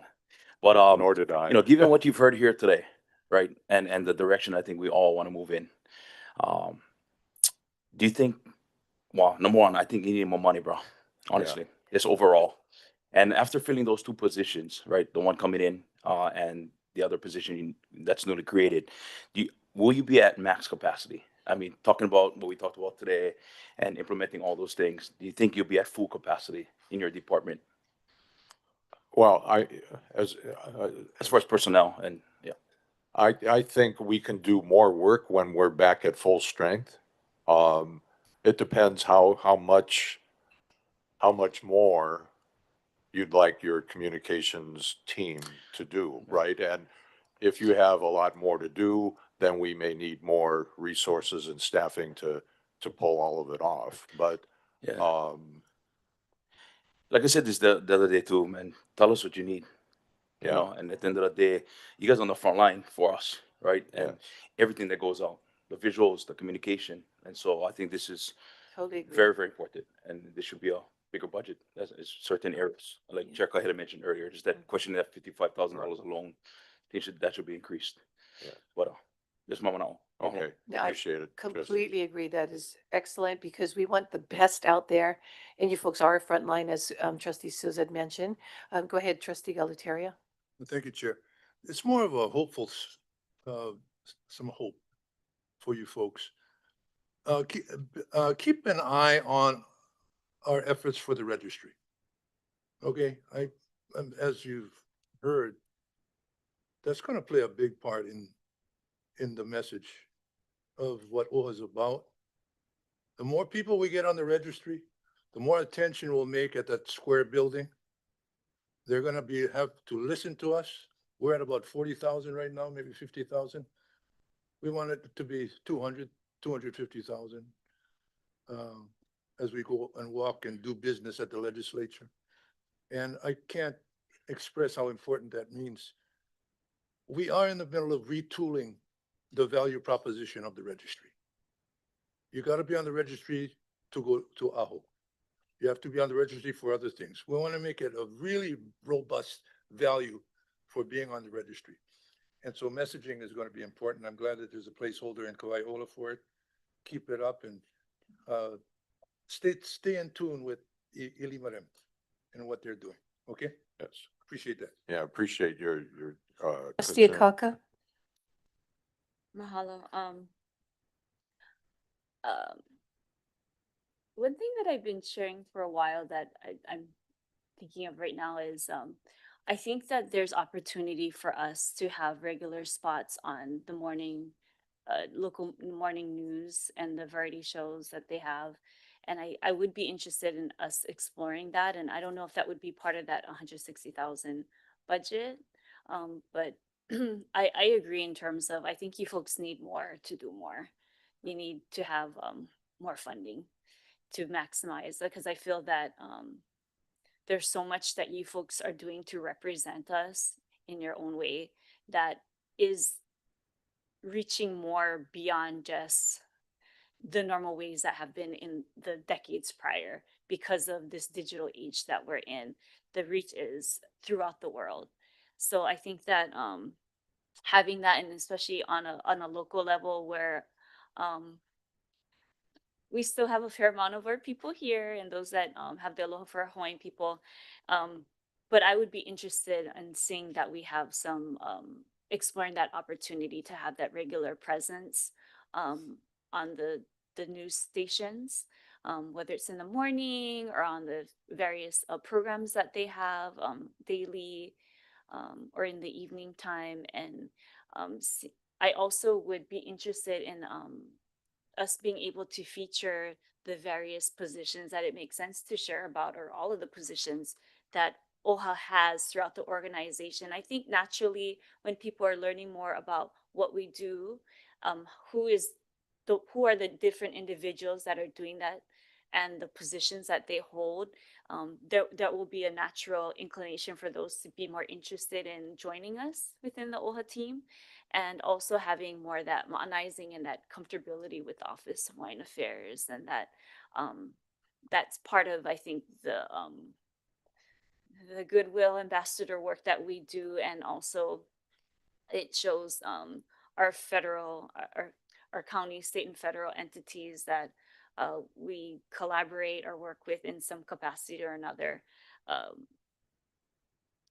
how much that we do, and it further legitimizes what we do. Unfortunately, that is a lot of the lift that we're doing is just that. Yeah, but I would like us to revisit what the numbers would look like for you folks to be able to, from maybe we can look at different tiers of how aggressive we want to be, and look at that approach. Like, if we funded this much, this is what we can do. If we're gonna project that it would cost this much to do what we have to do, then we'd be able to gauge that, and then maybe just have some stats and data to back your folks' reasoning up, and then that'll help us be able to make the decision on how to go forward on that, to be able to have you folks be supported by us to then support us, and cyclically, that I think that that's so important that we have that flow of communication between the comms team and this board, because I think there's a lot of things that, unless we're on top of it with social media and certain things that are messaging we're receiving, we really don't know about unless we're having these one-on-one conversations with you, or there's something that we're tracking ourselves. But any data that you can provide to us, please share that with us too, so that we can do what we have to do. But on top of that, I think that those that will be on camera, the podcast, in any capacity, I would really encourage, something I've been saying for a while, but there to be media training, so that those that are on camera or speaking on our behalf are prepared, and that they have the various points of information that's important for us to have at the very forefront. So for instance, when we're within the neighborhood boards, and Bill, you've experienced that alongside us. Like, there's certain things that will keep coming up, or certain hot topics, but there's certain things that we always have to go back to, and as first time information or reminders to those that are within the audience, so that they know that key pertinent information on what we're trying to get out there. But I think that's part of what you folks can have in terms of your strategy on our messaging too. What are the most important things that we do? So at the top, what is OHA? Why are we created? Why are we still needed? What makes us different from other entities? You know, it's those very basic questions that we always need to answer. So for instance, when we're at the neighborhood board meetings or anything that we're doing, there's certain top tier information that we're doing, basic PR things like that first paragraph. Okay, thank you very much. Trustee Kahele, that's a travel question, by the way. Yeah, well, travel question second. First one is just continuing off what Trustee Akaka said. In the budget, I know we talked about like a podcast. Is there any other resources in here dedicated to, I guess what I'm getting at is, I think the previous hats I've had a chance to wear, I think having like a dedicated OHA media room here at Nalama Kukui would be a worthy investment. Oh, yeah. We should have, a Studio. place where kind of like a studio where you can do a bunch of different things. One, it would be where you could have, an official like press conference type of deal, or you could have, of course, a podcast studio, or possibly, yeah. I mean, definitely we have the real estate here. We just need the resources in here to build that thing out, and the right technical components to do it, but a, you know, Kupuna Power type set where we could have, I mean, we have a Kupuna Power expert here who has designed those sets and can help put that together. We should have something like that. So if we need to go do a podcast, or we want to start a monthly OHA, version of Kupuna Power here, or we want to have an official press conference where we invite the press to come, where podium is there and backdrop is set, and we don't have to wire stuff, and trustees want to come in to film a particular video. We're not trying to wire the area back here and bring equipment out and unpack it and hook it up again. It's just set and it's already there. I think that would be super beneficial. Any thoughts on that and including that in this budget? I want to ask to take that one. So perhaps not as, and I don't mean it in a bad way, like grand, but that was something that Stacy had wanted to accomplish this year, like a podcast room, so a studio. And she had identified one of these maybe conference rooms because they're not heavily utilized. So we did actually put some money aside from our Q3 variance, but just haven't been able to get it going. I love the idea of building something out even larger. I don't think it's in this budget. And, again, we had set some funds aside to try and get it done this year. It's taking a little bit. We weren't able to get it off the ground. Bill and Stacy had, in the meantime, explored some other podcast studios. But yeah, so I just want to share that that's been talked about and it's been requested and asked for. I don't think that there's anything in this coming biennium budget that reflects that, but I would certainly advise We Bill got a to add couple it. weeks. Let's get some soft Get it estimates. Work with Trustee Galataria. I mean, he knows how to think put Jason together might have done a some of power that studio. too. OHA studio. And let's work with Royce on looking at the real estate we have here and vacant, unused, underutilized spaces that we might be able to use. For relocation and the IT, Exactly. like just one big Anyway, rental project. I think No, that- I'm all for having an OHA studio here on our property. Awesome. As Kehal mentioned, Stacy and I went to look at a very unused or underused studio at Hawaii Community Foundation, just downtown there off Fort Street. That we could use in the meantime. We would have to bring some equipment in there to pull off what we want, but it's something that if we should have it in-house. if launching a podcast though is the timeliness of it, we could do it temporarily there while we build out a studio here. We do have a tad of money, like maybe 20 grand in this budget for tech stuff toward that end.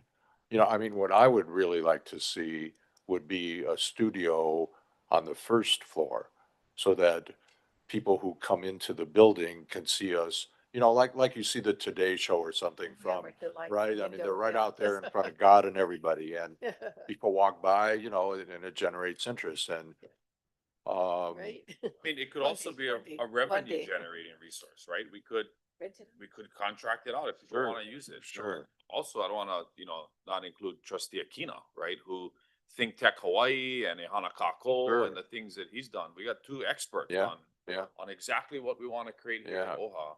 So let's Let's put utilize our heads their together and do expertise that. and Yeah, I think put that'd be something great. together on And I think, paper. there is support for that from the admin side as well, from Stacy and Kehal. I think it's something we all Okay. want to do. Yeah. Great. Let's Yeah. add that in the budget. Wait, Go ahead. Oh, I'm okay, sorry. my Okay, real finish up question the now, the real travel question. worksheet. Yes, sir. Page 43 and page 44, excuse me. So 43, this is exclusive to you, Bill, in the travel worksheets. And then the next one, I guess, is PUA. PUA, does that include only you or is that your whole team? Okay, but not Bill. Bill's a separate line. Okay, the only reason in the travel worksheets, it would be page 43 and page 44. And the only reason I ask is, well, for one, Bill, we should have Mary Monarch in the travel worksheets, unless it's already included under line 6, which is purpose, event, other. I'm not sure if page 43 and 44 of the travel worksheets, yeah. And then in PUA's budget, line 6 and line 6 in both the fiscal years have other travel by media staff. But it's only 2 days. And so I don't know if you want to include a line in there for Mary Monarch. Like, we know we're going to Mary Monarch. Right? I think we should send 2 people next year. Based on some lessons learned from this past year, we should budget for that. And if it's not already included in here, we should include that. And then my next thing would be, I think PUA, you know, Yeah. when we go and do trips like Raiatea in July, like, we want comms there, which is exactly why we're taking the 2 people from the comms team that are filling, you know, up our 15 slots to go to Raiatea, a writer and a person who can capture all the digital footage. I'm assuming it doesn't have to be in here because even though it's an FY26 trip and expense, it's kind of split between tickets that have already been purchased versus expenses that are going to happen in July. So I don't know if that needs to be addressed or we've already accounted for that. Then the other question would be the IJA conference. What is that? PUA? Okay.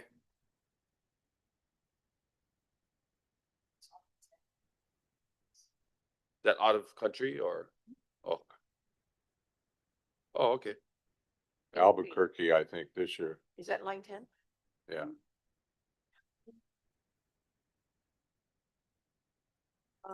Pretty much every year since I've been with OHA, Oh, okay. but we don't always go. However, I did go maybe 3 years ago, and this year Kelly and Kalina will be going. Okay.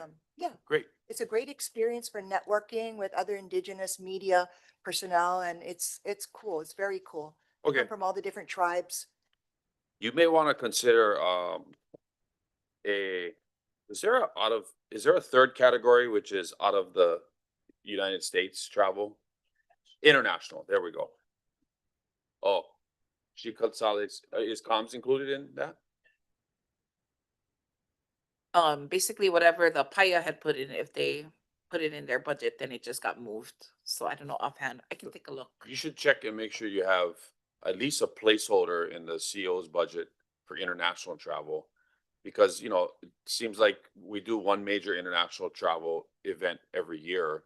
And we may, like WIPSI, right? We may want to take comms, at least one person with us to capture. So even if, I mean, I would put WIPSI in, but you should have a placeholder that has that. I think we want comms to be there to capture these stories for us and to be part of these trips. So if you can look further at detail into the travel budget, include Mary Monarch. Yeah. Okay. Right. Trustee Akaka? Mahalo. To add to what Trustee Kahele is talking about, I think that other avenues that we can look at in terms of travel that would be good to be covered, big events beyond the Mary Monarch, is the CNHA conference, as well as the Civic Club convention, because it's so pertinent for our trustees to be involved, but then being able to document that and have our people be able to see that activity and so much of our people in those specific areas, whether it's overseas or within the Hawaiian Islands. I really would like to have us to have those assets. And I think that goes hand in hand with what we've been talking about earlier, which is from a PR standpoint, it's branding and having those assets on hand to be able to share that, because whether people are tuning into these meetings or they watch them later or they see us on the news or something, I think if we can have all these assets on hand to be able to share as needed, that would be really important. And then it further gives breadth to what we're doing and why it's so important. And I think that justifies the funding as well. But for us to have that in there to document all this, because I think one of the most important things that we do, it's doing it, but also having that documentation to show that we have done it and it's something to be celebrated. Thank you. Thank you very much. Any other questions before we take a quick recess? Mahalo. Mahalo. Thank you so much, Pua, Bill, and your entire Appreciate team. you. Thank you. Get that. Mahalo. Mahalo. Very good. Yes, thank you so much. But we're going to take a quick 5 minutes. So I know this is a long 2-hour meeting with you folks, but for those who need to run to the restroom, whatever, grab something to drink or eat, come back in 5 minutes.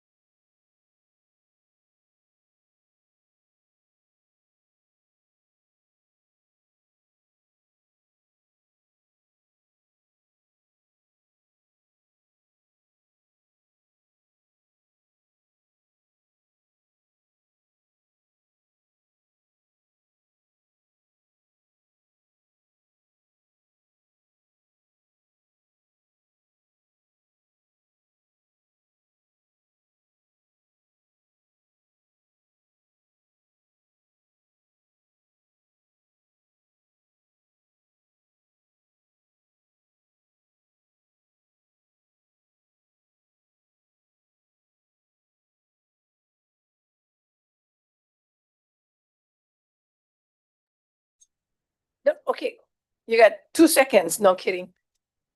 Make that a minute. Give it a couple more minutes. We still have some trustees have not returned yet. I'm sure they went to the Lua. Hang tight.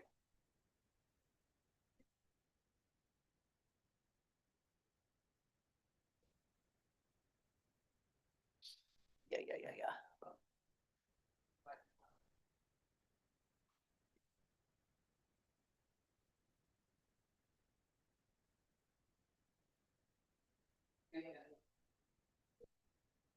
Trustee Aquino? Would you like to go first in the line of questioning?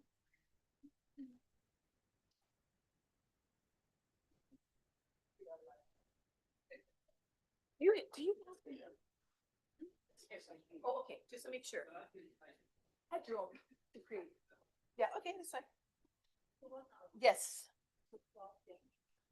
Huh? Oh, yeah.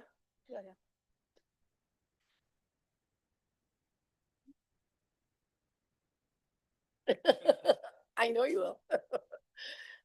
Not just say, go, so we can go around and just have an order. We can start up in the second round.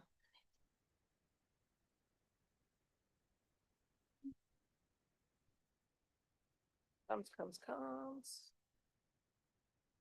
Okay, here we go.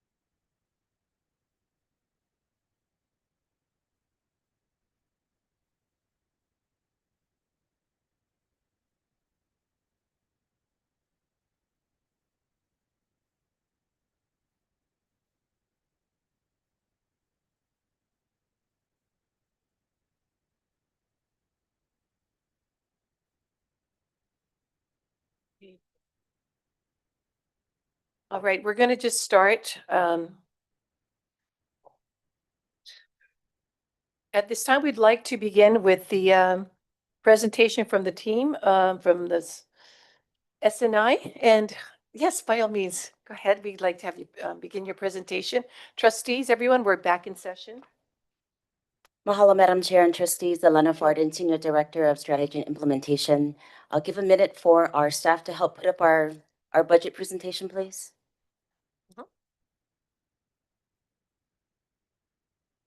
You got it?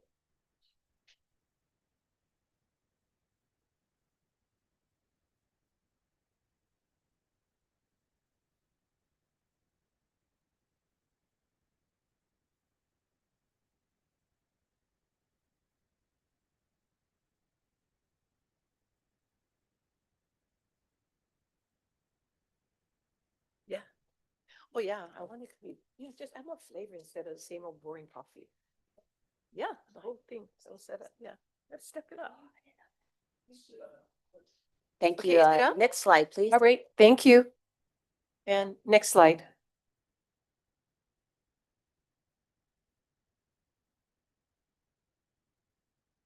We can advance to the next slide, please. Next slide. Yeah. Thank you. One more back. That one, perfect. So for our budget presentation, we've split it out into 5 budget presentations. SNI has a total of 5 budget account codes, starting with 7100 all the way to 7140. So after, I'm sorry, could you advance it one more slide, please? And that one, perfect, thank you. So after each budget program account code, we'll pause for question and answers. This was done purposefully as this is the way that it appears in your budget tables that was provided by finance. So we want to make sure that there's enough questions for that time. In addition to that, in the spirit of Aomo Kuleana that you see in the graphic there, We also want to ensure a good dialogue as we engage in this very important discussion of budget.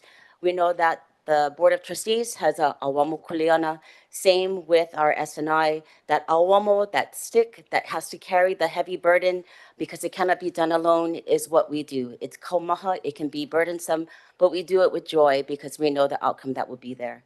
So we ask in that spirit of awamo kuleana, we offer these guiding agreements that we can have a positive intent and mutual respect when we are asking questions. We agree to ask questions rooted in curiosity and shared kuleana, so this lean in with inquiry versus inquisition. And we value generative conversations that build clarity, transparency, and connection. And on the team side, we commit to staying within our dedicated time and respecting the process designed to present and discuss budgets thoroughly, efficiently, and clarifying any questions that the board may have. Is there anything that the board would like to add to this to strengthen our time together for this presentation? You may continue. Next slide, please.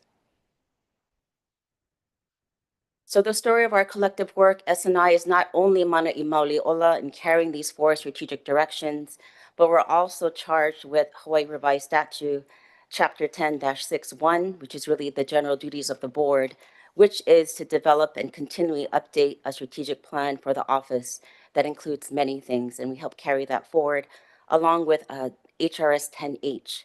But in addition to that, the work of SNI is really a connective tissue of the work that existed before we came into fruition that existed across multiple PAIA. So the connective tissue is really bringing that existing work, centralizing it, and carrying forward in mission.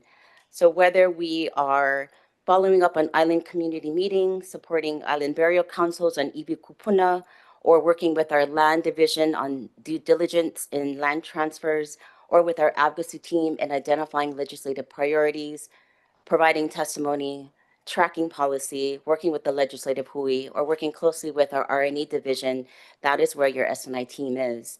And of course, when it comes to sponsorship applications, this is the team that takes the time to review them, score them, and provide recommendations. If you just look at the director level, you have a combined 47 plus years of experience in strategic planning, implementation, and organizational transformation.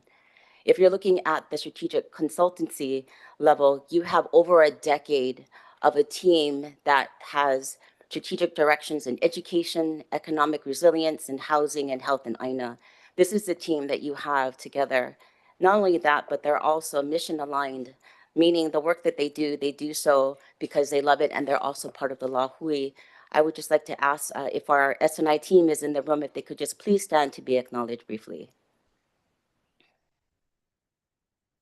Yep.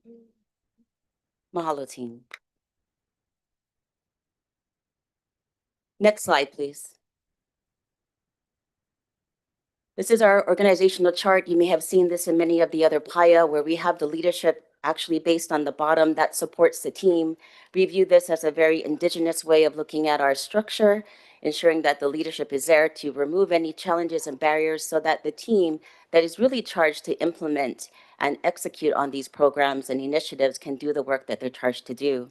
At full capacity, we're 14 members strong. Currently, we're at 11 total. Next slide, please. We also want to share within this budget that we understand that the budget doesn't exist in a vacuum. So what's at risk here if we're looking at our federal disinvestment? It's unprecedented at this time for our Native Hawaiian communities. We're looking at budget cuts, rescinded grants from federal agencies, getting close to $100 million. This is across education, housing, healthcare, workforce, and cultural research programs. What we want to share in looking at this risk and looking at this perspective is that the SNI team is taking a very preemptive and intentionalized approach in stabilizing this. We're not saying that the programs that we're going to roll out are going to replace these, but it's coming at a very critical time that we are able to sort of stabilize what's happening or what we're going to see in the next coming years for our law hui. Next slide. With that, our goals and objectives and our spending priorities fall into 4 major categories. The largest one you'll see is implementation. Within the budget, this is where you're going to see many of our contracts and programs. This has to do in supporting over 14 programs that we intend to roll out for FY 26 and 27. If you take that into perspective, if we were a 14-member team, that would mean each team member would have to carry a program. That is a big awamo kuleana. So that's where you're going to see a lot of the budget in implementation. The second biggest one is going to be an integration. This is really advancing our partnership. So having community consultations, working with partners, working with other funding partners to move this forward. Beyond that, you'll have budget that you'll see in infrastructure and impact. Infrastructure is really building from within. S&I is a brand new PIA. The way OHA is set up is very different. So we have to work with other PIA and create infrastructure and how we create, how we collaborate together. That's with R&E, communications, advocacy, and so forth. The smallest one that you'll see is impact, and this is really around data. And it's not to say that data is not important to us, but in comparison to our budget ask, this is a very small drop in the bucket. Next slide, please. So we'll start off with 7,100. You'll find this on your budget table starting on page 93. Next slide, please. So let's jump into the Mana'i Mauli Ola data dashboard, a prime pretty girl at the party that's been discussed often here at the board. Besides the overview and the purpose and the deliverables that are there presented to you that you folks have had time to digest, what I really want to spend time on is talking through 3 of the 5 key objectives for this data dashboard. The first is increasing strategic transparency and accountability. What does this mean? This means real-time, visually engaging platform to transparently communicate OHA's progress towards 26 of our strategic outcomes. The second is to enable data-driven decision-making. So we want to equip our trustees, our leadership, even our staff and community. How do they make decisions based on budget or policy or even programmatic decisions? So this is what a key objective of the dashboard would do. A third would be center community accessibility and engagement. We want to ensure our beneficiaries and our external partners, like our policymakers and other funding partners, can understand strategic process through intuitive and culturally grounded public-facing tool. This data has to make sense to them so they can know what to do with it. It can't just be numbers and graphs. It has to be relatable. Next slide, please. There are continual deliverables and success measures for this data dashboard because of the great investment. On the left of the slide, you'll see a green and black image. This is a conceptual wireframe of what potentially a data dashboard would look like based on one of the 26 strategic outcomes. It might show the tactics of the program. It may have a needle to see how far we're moving in our effort to get to our target. If it's for, say, one of our trustees that are for Molokai or for Maui, they may want to have a filter just for that island. How are we moving the progress on decreasing Native Hawaiians in jails and prison for my island so I can report back? These are potential wireframes or thoughts of what we think the dashboard would look like. Next slide, please. So how did this $210,000 investment break down? I imagine based on the deliverables of what we want, which is hefty, we would need a minimum of a team of 3 for the contracts. That would look like a dashboard developer, a data architect, and a UX UI designer. To put this in an analogy for, say, we're building a house to help folks understand what these 3 people would do. The dashboard developer is like the carpenter building the building, building the house, the cabinets, the drawers, all the things that's functional. Same thing with the dashboard. This person needs to interface with the platform to build it out for our users. The data architect is second. This is where we see most of that work happening. In the analogy of building a house, this is your master plumber. This is your electrician, wiring all the things that you don't see behind the scenes, but making sure they function the way they need to. Your UX, UI designer, again, in the analogy of a hale, this is your interior designer, making sure everything is aesthetically pleasing, that is intuitive when you interact with it. So looking at that, we have a quarter for dashboard developer, 50 FTE for the data architect, and 25% for the UX, UI designer. For the S&I personnel will be the senior director managing this at 25% of their time. Most of it would be around our indigenous data governance, ensuring that the data that's in the dashboard is based on strength-based. Oftentimes, our data for Native Hawaiian communities are not strength-based. So we want to ensure that that narrative is in our control. Dashboard user liaison with our primary, secondary, and tertiary users, as well as overall project management. Next slide. We'll jump into our data dashboard analyst. This comes into FY27. Again, the overview and deliverables are there for you to read through. What I do want to spend time on are 3 of the 5 objectives of what this data analyst would do. The first, strengthen cross-PIA performance and monitoring. They would partner with our strategic teams across educational pathways and health outcomes and offer tailored visualizations to report and support departmental planning. Second, expand public access to data and community trust. Again, we've been hearing through the board and the different conversations. What is OHA's brand? How are we changing that looking on the outside? So we want to update, maintain the public-facing dashboard as a mechanism for trust building, civic engagement, and program visibility. The third, ensure consistency in compliance and reporting. We want to align the dashboard performance tracking with our obligations to the state legislature, our policymakers, and partners in federal entities. Next slide, please.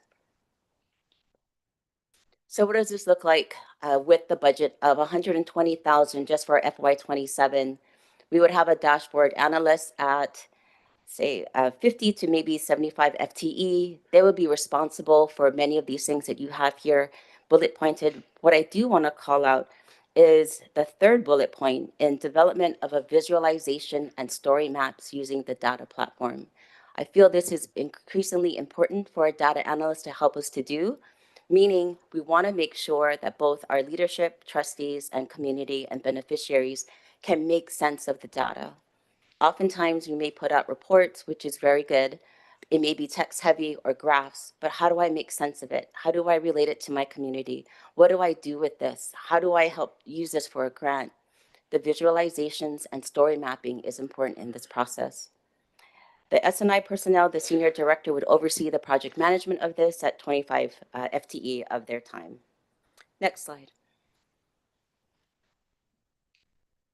The other budget line item I'd like to call out to you is our MIMO community consultations. This is on page 95, row 6062. This is in addition to the building of the data dashboard. And the reason why is we want to make sure when we build the tool that we have the ability to work with community so they understand how to use the tool, what are the resources available. We cannot expect to build something new and expect that community will know how to use it. 3 things to call out here in the objectives is training and capacity building. We want to equip community members with skills to navigate and use the dashboard effectively. Feedback and engagement, we want to gather real-time feedback and refine and optimize the dashboard's usability, meaning if there are tweaks that we need to do with it based on community's needs, we can have that firsthand conversation and dialogue and be able to work with the data analysts to make those adjustments. Community ownership. The data dashboard should not belong to OHA, even though we manage it. It really should be a community-led, community-owned effort. So we want to foster a sense of collective ownership with our community. Rather than saying, this is a tool, you use it, we want to say, this is a tool, how do you use it? How are you using it? How is it of value to you? And how do we support continuing that effort? Next slide. For this would be all S&I personnel. This is not contracted out. 25% of the senior director's time and 15% of a director or strategic consultant. This would be mainly travel, facilitation, note-taking, feedback, putting together summary notes, putting together an action plan, and then working with the data analyst in making these changes together. Next slide. We'll pause here for Q&A. I would welcome questions around the data dashboard, like how is this going to be used? Are we going to be interfacing with comms or on the data analyst? Can this be absorbed internally? Why or why not? Same thing with the MIMO community consultations. Any questions around budget? Like why can't community just use it on their own? Why do we have to travel and visit them? Trustee Akina. Thank you, Elena. Excellent presentation, and it rings fresh because I guess we've not done this before. And so you've informed us quite a bit. I would like to pick up on some of the questions that you just suggested right now in terms of collaboration with other departments. Because much of what you're doing and you've introduced has corollaries being done in other departments, as, for example, communications and your community outreach and so forth. Could you just speak to that a little bit, how we're going to gather expertise from throughout the organization and integrate it into your program and work with it to avoid duplication or just to enhance? And maybe some areas where you actually have to be unique.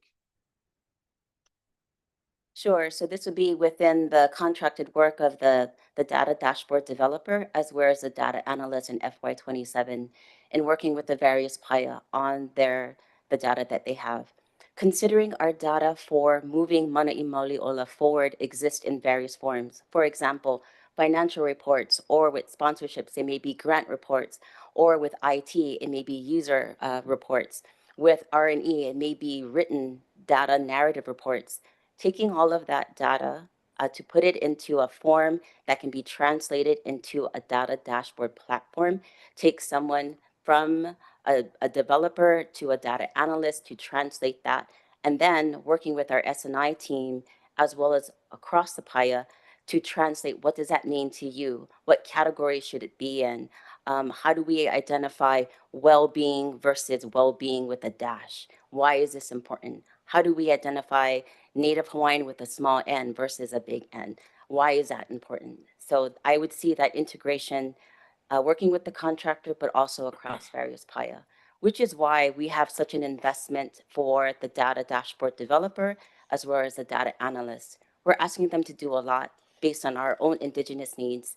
And this is a skill set that we don't necessarily find throughout our lahui. We don't have very many that are technically trained, but they're growing. So this is why we're looking for someone with very specialized skills. Well, I appreciate that, especially because what we're trying to do is create a dashboard that the trustees can use for the basis of decision making, and being able to integrate all of this first knowledge is something that's going to be very powerful. Thank you. Just let me make one comment. I also like the emphasis on graphic stories. That helps me. Trustee Galataria. Hands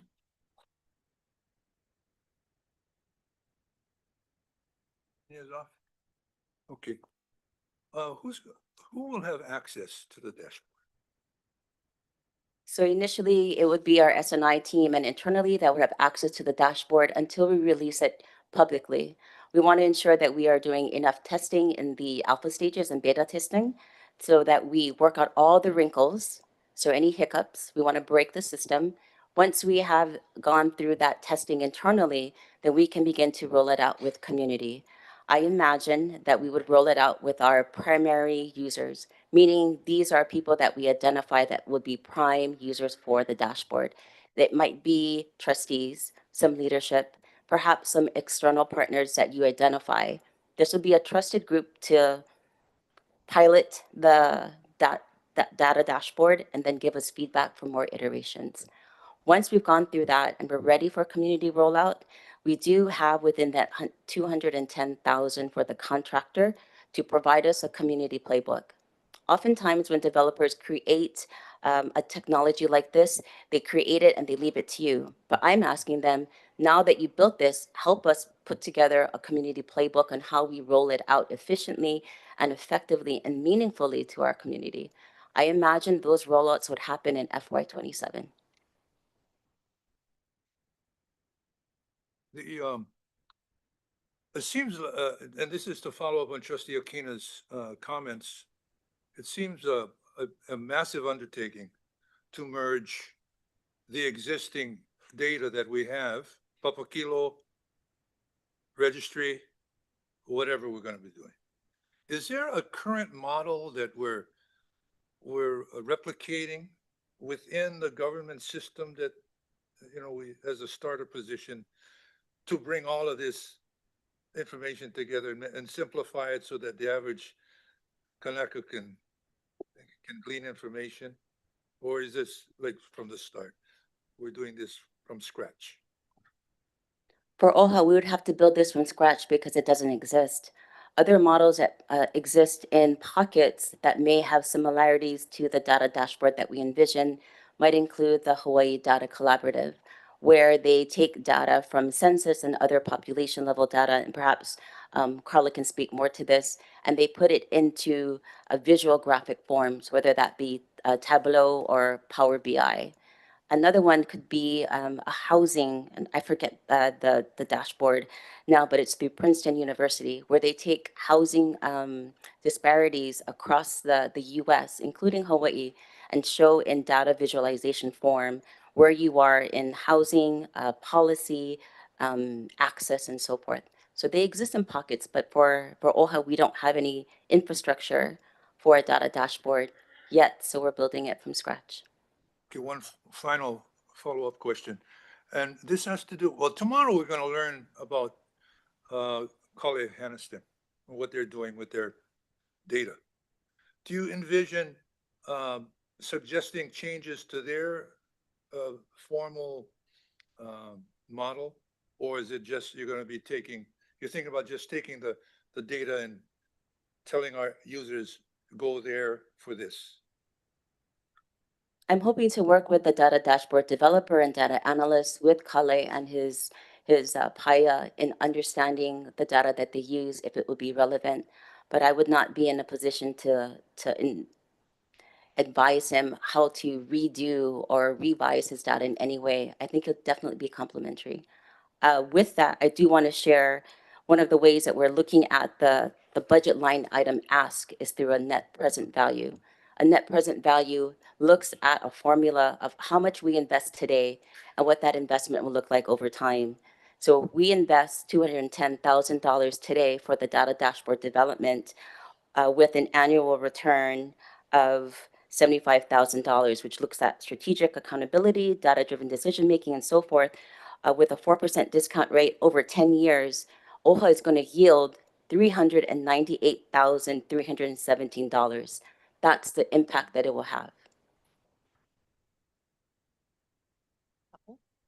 Any other trustees?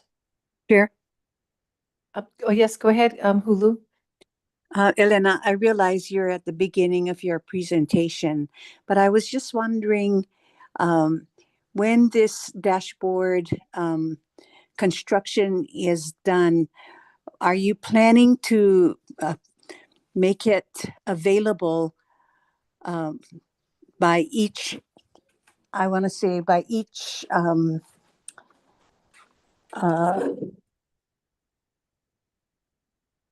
subject matter, like education and what have you, as it's ready to come on board, or are you going to do the whole thing one time? I think there will be, well, to Piecemeal. answer your question directly, yes. Yeah. We will be releasing it. I think there is opportunity to release it in layered access, meaning once one part of the dashboard is ready, has been tested, it has been iterated on and refined, and it's ready for rollout, we can do that without having to wait for the entire dashboard to be Right. ready. Yes. So when do you anticipate, like, let's say the first rollout? Based on what we're asking for within the budget, I do anticipate that the first initial internal rollout would be by the end of Q3, top of Q4 for FY26. Oh, okay. Thank you. Mahalo, Trustee Lindsay. Sorry, I can't see on my computer if anyone's hand's being, wanting to raise a question, so I missed seeing you, Hulu. Unless That's you okay. spoke up. Okay. I'll just call on you. Okay, thank you. Any other trustees at this time? Go ahead, Elena. Sorry, I'm not a trustee, but I just wanted to follow up with one of your questions, Trustee Galuteri, if there's other dashboards like this exist. Most systems don't center Indigenous well-being or cultural values in their dashboard. So I don't know very many within the US that have this. Perhaps Aotearoa which it would be a great learning when we get to travel, but the dashboard will reflect Native Hawaiian defined success. So this is a bit different than other models that you may be familiar with.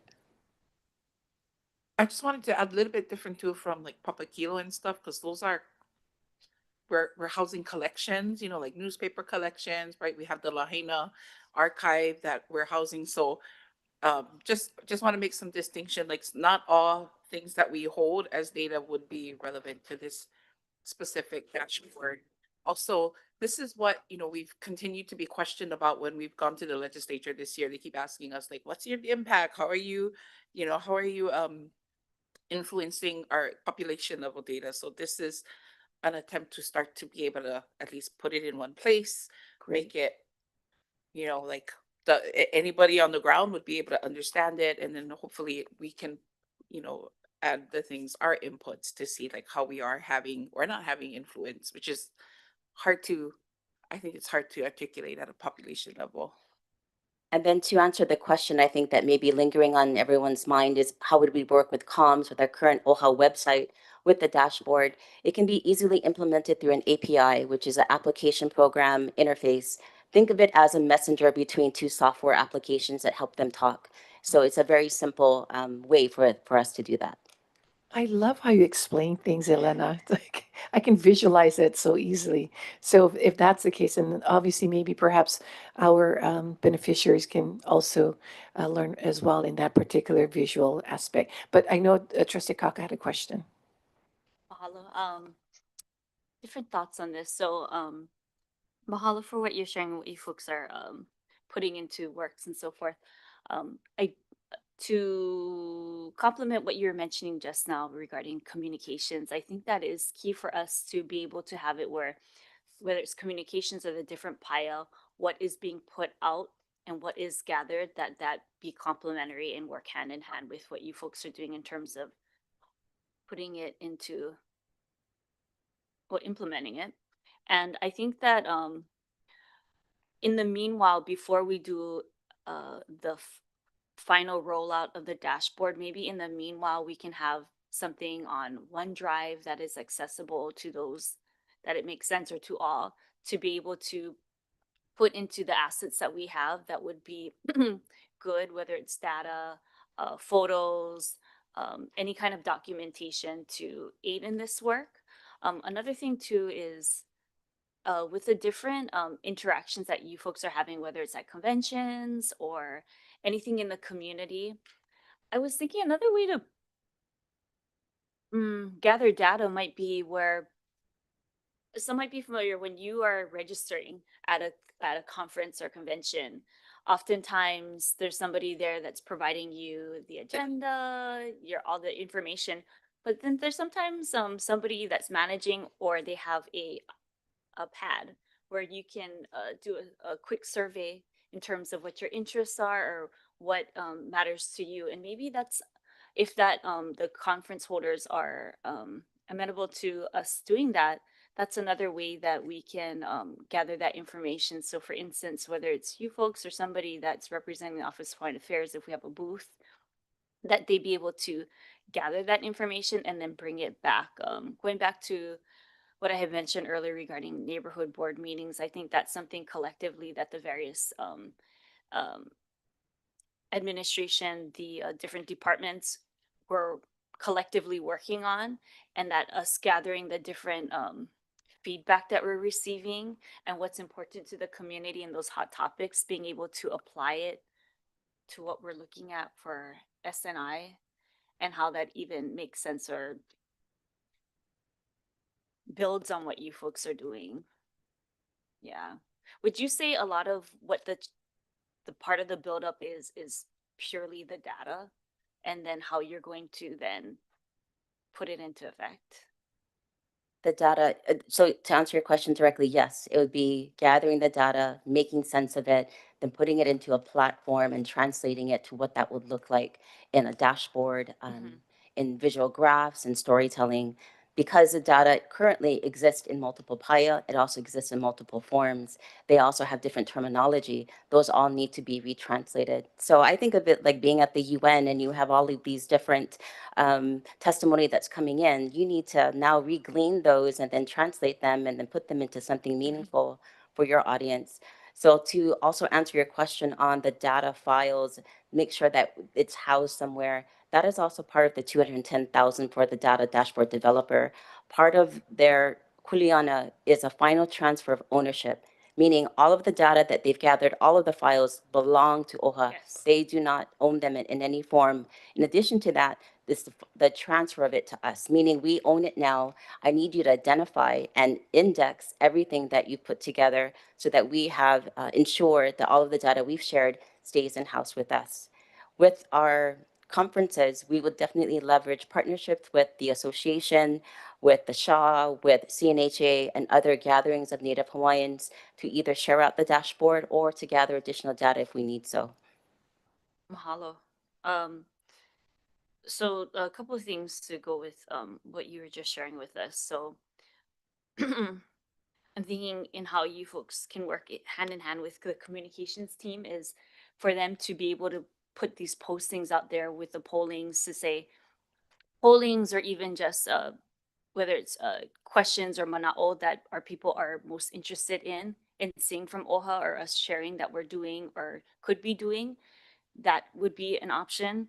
And then the other part regarding that information and us at the Office of Hawaiian Affairs being that credible source, that credible resource, I'm thinking from an AI standpoint, a lot of what is out there might not be the most accurate information, and whatever is out there is what people are drawing and what AI is providing to them.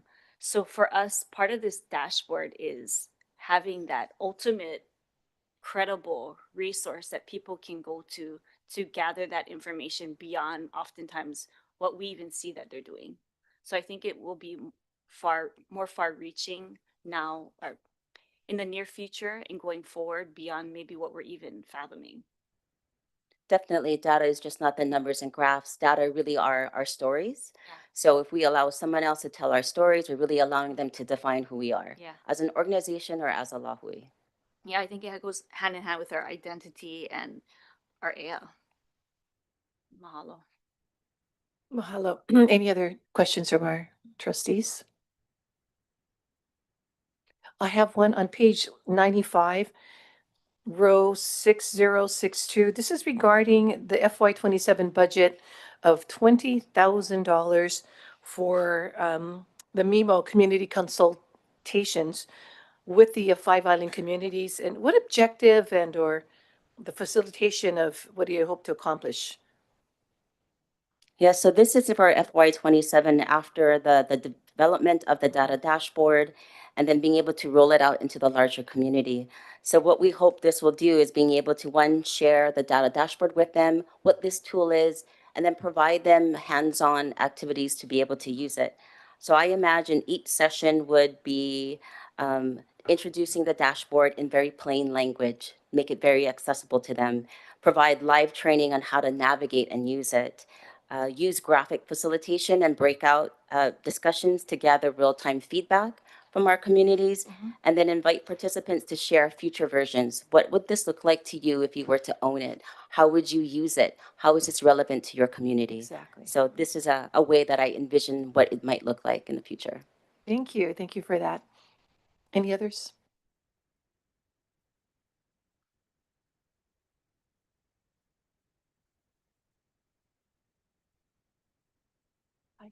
Everything?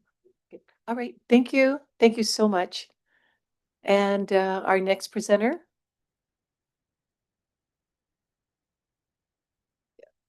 Aloha. Aloha. I'm Anuhea Owochan. I'm the Director of Education and Culture-Based Learning. And on my team are 2 strategy consultants, Kopua Bele and Maki'ile Ishihara. And our budget line items start on page 96. Next slide. So mahalo for the opportunity to share about our ideas for the upcoming biennium. Our budget proposal is informed by the strategies and outcomes of Mana'i Mauliola and grounded in the premise that as Kanaka Oiwi, we have generations of evidence of educational success. We're not low test scores, we're not chronic absentee rates. We're engineers, we're scientists, we're mathematicians, authors, scholars in every sense. And we conduct our work with gratitude for the educators, the community leaders, families, the haumana, OHA staff, and trustees that have been doing the work to uplift our language, our culture, and our academic identity. So our approach is to work alongside community and educators to support and accelerate systemic change.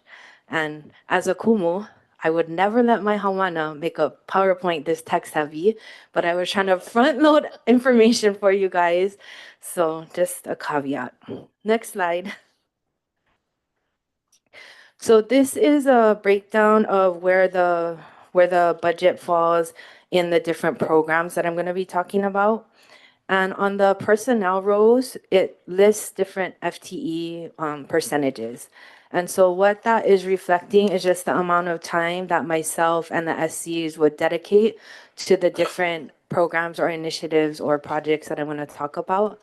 And so that's kind of what that numbers means. And then much of our funding is sitting in the contracts category, and we did that intentionally because we're trying to leverage the RFP and the professional services process to co-design and co-create and co-implement with community. And the travel costs are also in service of this sort of co-implementation and collaboration. And this slide is sort of just a quick reference about the buckets of categories and where they're invested. Next slide. So one of the initiatives that we're working on is around youth civic engagement. I know that's been identified as a priority for many of the trustees. So one of the items in this section is AHO'opio, and that is to advance civic engagement among young leaders through the development of advocacy skills. We want to make sure that it's culturally grounded and offer hands-on civic experience, and introduce youth to career paths in policy and leadership. So this is in alignment with Mana'i Mauliola outcomes 1.2, 2.3, 7.3, and 7.4. And in addition to AHO'opio, we saw that there was a trustee-led line item to support a fellowship. And so that's sort of bucketed together under youth civic engagement. Next slide. So specific to AHO'opio, those line items are on page 97, and it's lines 6106 and 6114. So we budgeted $53,000 for planning and implementation. It would go to the cost of venue rental, meals, supplies, honoraria for guest speakers and workshop leaders, transportation costs for haumana to get to and from different huaka'i, and staffing to supervise the OPO. We do have different drafts of how the program could roll out, each with similar goals, but with varying levels of partnerships with other organizations. So we had talk story with Trustee Akaka about what AHO'opio could look like. And then since then, several organizations have reached out to us to talk about potentially partnering. And so we do have different iterations of how AHO'opio could roll out, but still stay within that budget. And I can describe those varied plans later, just in the interest of time. Next slide. So our next proposal is a culturally grounded career and technical education pilot program that weaves together cultural practice with CTE programming. And it serves to strengthen the pipeline from high school to higher education and careers that are rooted in culture and supports MIMA outcomes 1.2, 3, 2.3, 3.1, and 8.2. Next slide. So these line items are on page 96 and 97. So on 96, it's lines 6099 and 6103. And on page 97, it's 6112. And so what we tried to do on the slides was just bunch them all together so you could see them as one cohesive initiative. And where they are in the budget spreadsheet is also on the slide if you need to reference back.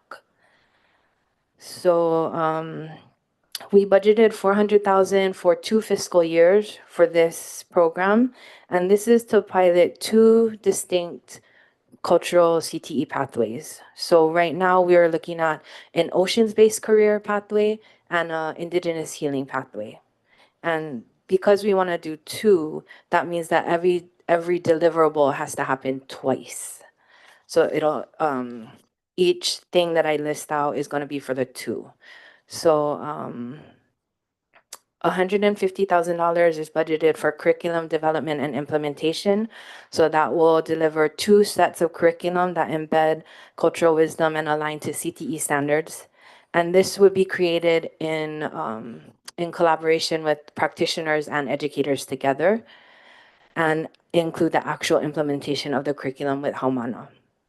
And then the next line, 125,000 for a practitioner certification framework. So kumu of cultural practices have to go through a very rigorous training that's culturally designed.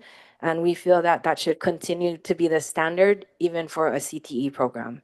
And so this dollar amount would support the work of practitioners to come together and set the standards, the criteria, and the requirements for any future teachers who wanted to come through and teach in a CTE program that is also culturally grounded. And so it would cover the logistics for convening the practitioners, compensation for their expertise, and documentation of the final product for publication. And so we would want a contractor who has experience as a practitioner and also in education systems to be able to kind of navigate both worlds and be able to do that in a pono way. We allocated $50,000 for in the implementation phase for when students have to go out into community and work on AINA or with practitioners. So to be able to pay for the logistics and the contracting of that time. And then we also allocated $75,000 for teacher training. So there's 2 different kinds of teachers that would work in this kind of program. It would be a cultural practitioner and then a more like Western credentialed teacher. And so there needs to be a training aspect for the teachers that are in the DOE or in a more traditional Western education setting to be able to implement, co-implement alongside cultural practitioners. Okay, next slide. So this next proposal is a focus on curriculum and assessment support in our Hawaiian Focus Charter and immersion schools. And we hope to provide funding for 3 components. So the first one is to support the continued work of our Hawaiian Focus Charter and Charter immersion schools on their culturally sustaining assessments. The second bucket of funds is to support our Kaiapuni schools in producing Hawaiian language classroom resources. And then the third bucket of funds is in response to beneficiaries who had come and talk about they talked about the loss of federal funding impacting their ability to do AINA and community work. And so we shifted funds to support that. And the long-term goal for this would be to continue our work towards an education system that's designed by us for us. And it aligns with MIMO 1.3, 2.1, 2.3, and 4.1. Next slide. So these are spread across several lines. Page 96, line 2456, and line 6100. And then page 97, line 6113. So for the first part that I mentioned, the Hawaiian Focus Charter School Culturally Sustaining Assessment Work, we budgeted $170,000, and we have 2 potential ways that those funds could be distributed. So in option 1, we would contract a curriculum specialist who would convene the Hawaiian Focus Charter School leaders and teachers to help them build their work more systemically. So it would connect to the work across the charters. Another option would be to just split it evenly amongst the 17 schools, distribute it similarly to how the per pupil goes out, and each individual school could use those funds as they saw fit. And if individual schools wanted to combine and work with a specialist, they could choose to do that with the individual funding that they receive. There's pros and cons to each option that I could talk about later. In the second component for the Kaipuni schools, again, we could contract somebody, a graphic designer who also has Olelo Hawaii experience to work with teachers and school leaders to create high quality Olelo Hawaii resources particular to their schools. Or we could just split the money evenly across all the schools, distribute it out, and let them kind of determine what they want to do. And then the third component is to sustain AINA-based partnerships. So our thought is that this could go directly to the AINA partners to help them contract with the schools directly to continue the work that they've been doing with our schools. Next slide. So I don't know if people are online looking. We gave a revised version of the slides, and so this is one of the slides that I had to edit. So if you're here in person, you have a new packet and it has the updated content, but for folks online, you might be seeing the wrong content. E kalamai. Yeah. We have updated. We deleted the wrong one. We were pasting and then we were editing and we accidentally deleted the wrong one. So this slide was just like a paste of a previous slide. Yeah. That's fine. Okay, so this is an Ahupua'a Mo'olelo documentation project, and the hope is to share in the beauty of our communities through the production of books, curriculum, and video-based kupuna oral histories.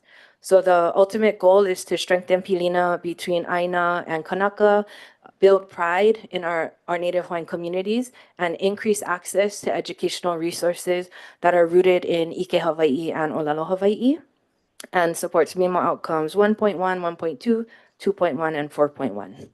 Next slide. So the contracts over the 2 years total $400,000. You can find them on pages 96, lines 6098 and 2457, and page 97, line 6111. So the funds for these, for this one would split out into three main categories. $60,000 over the 2 years would be for the documentation of kupuna oral histories, led by a community liaison who intimately knows the kupuna and the people of their community, and then captured on video and edited to be shared. We have $205,000 allocated to pay for the production of 3 children's books in both English and Olelo Hawaii, so that's actually 6 books total.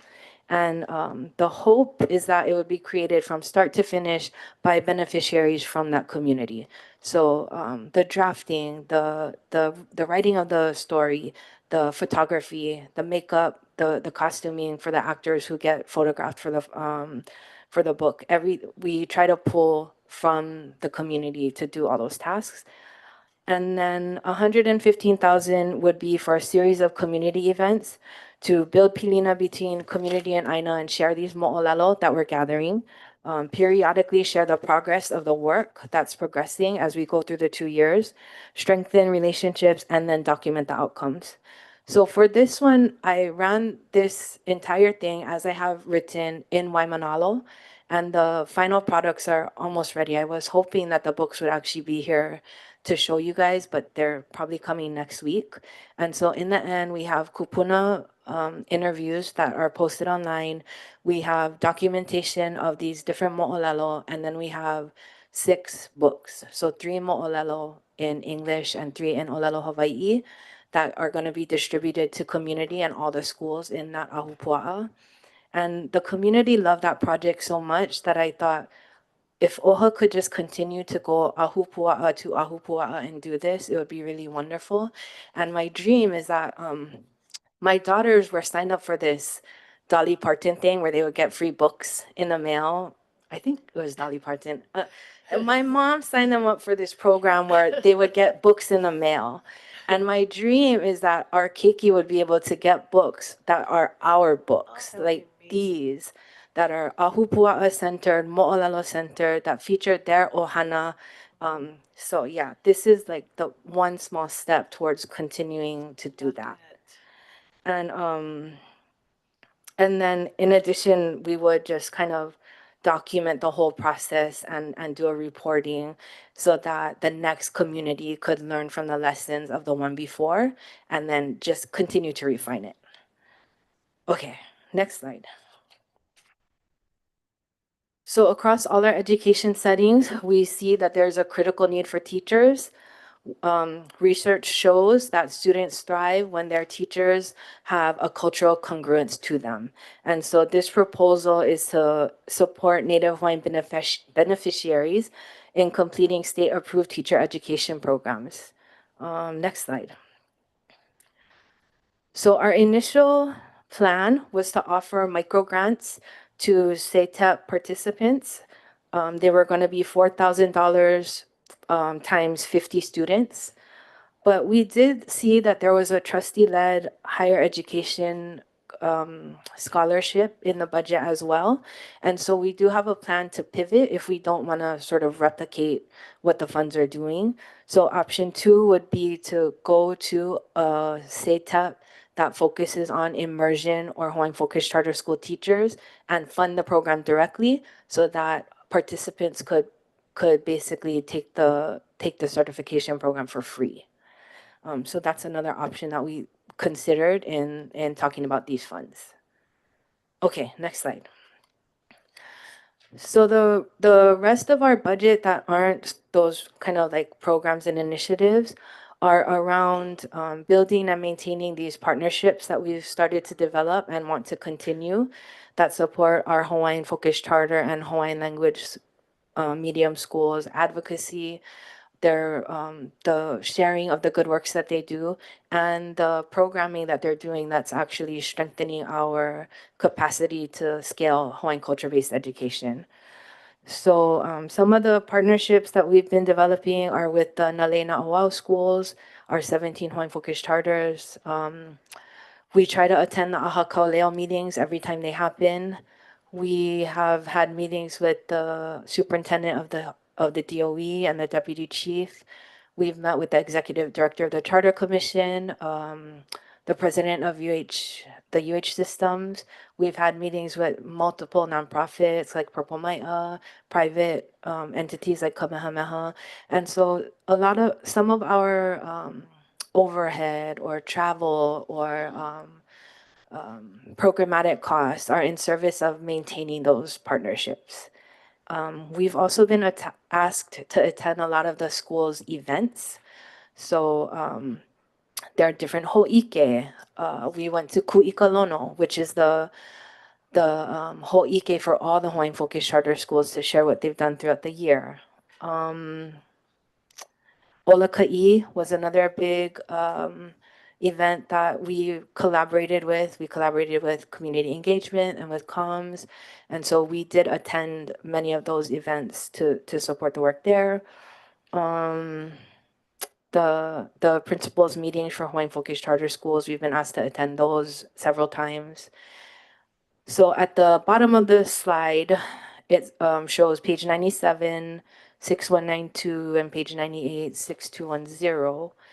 We budgeted a small amount of overhead because the po'o of the Hawaiian focused charter schools did ask to use Nalama Kukui sometimes to convene. It's a convenient location because some of them are coming from Hawaii Island, from Kauai, and so they did ask for occasional meetings here. So we budgeted a little bit for that. And then next slide. And then the rest of the line items on the slide are in service of kind of a multitude of things that we've tried to anticipate forward.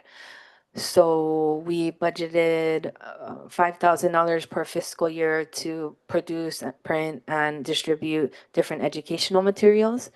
So examples of that were the coloring books that we made for Olaka'i.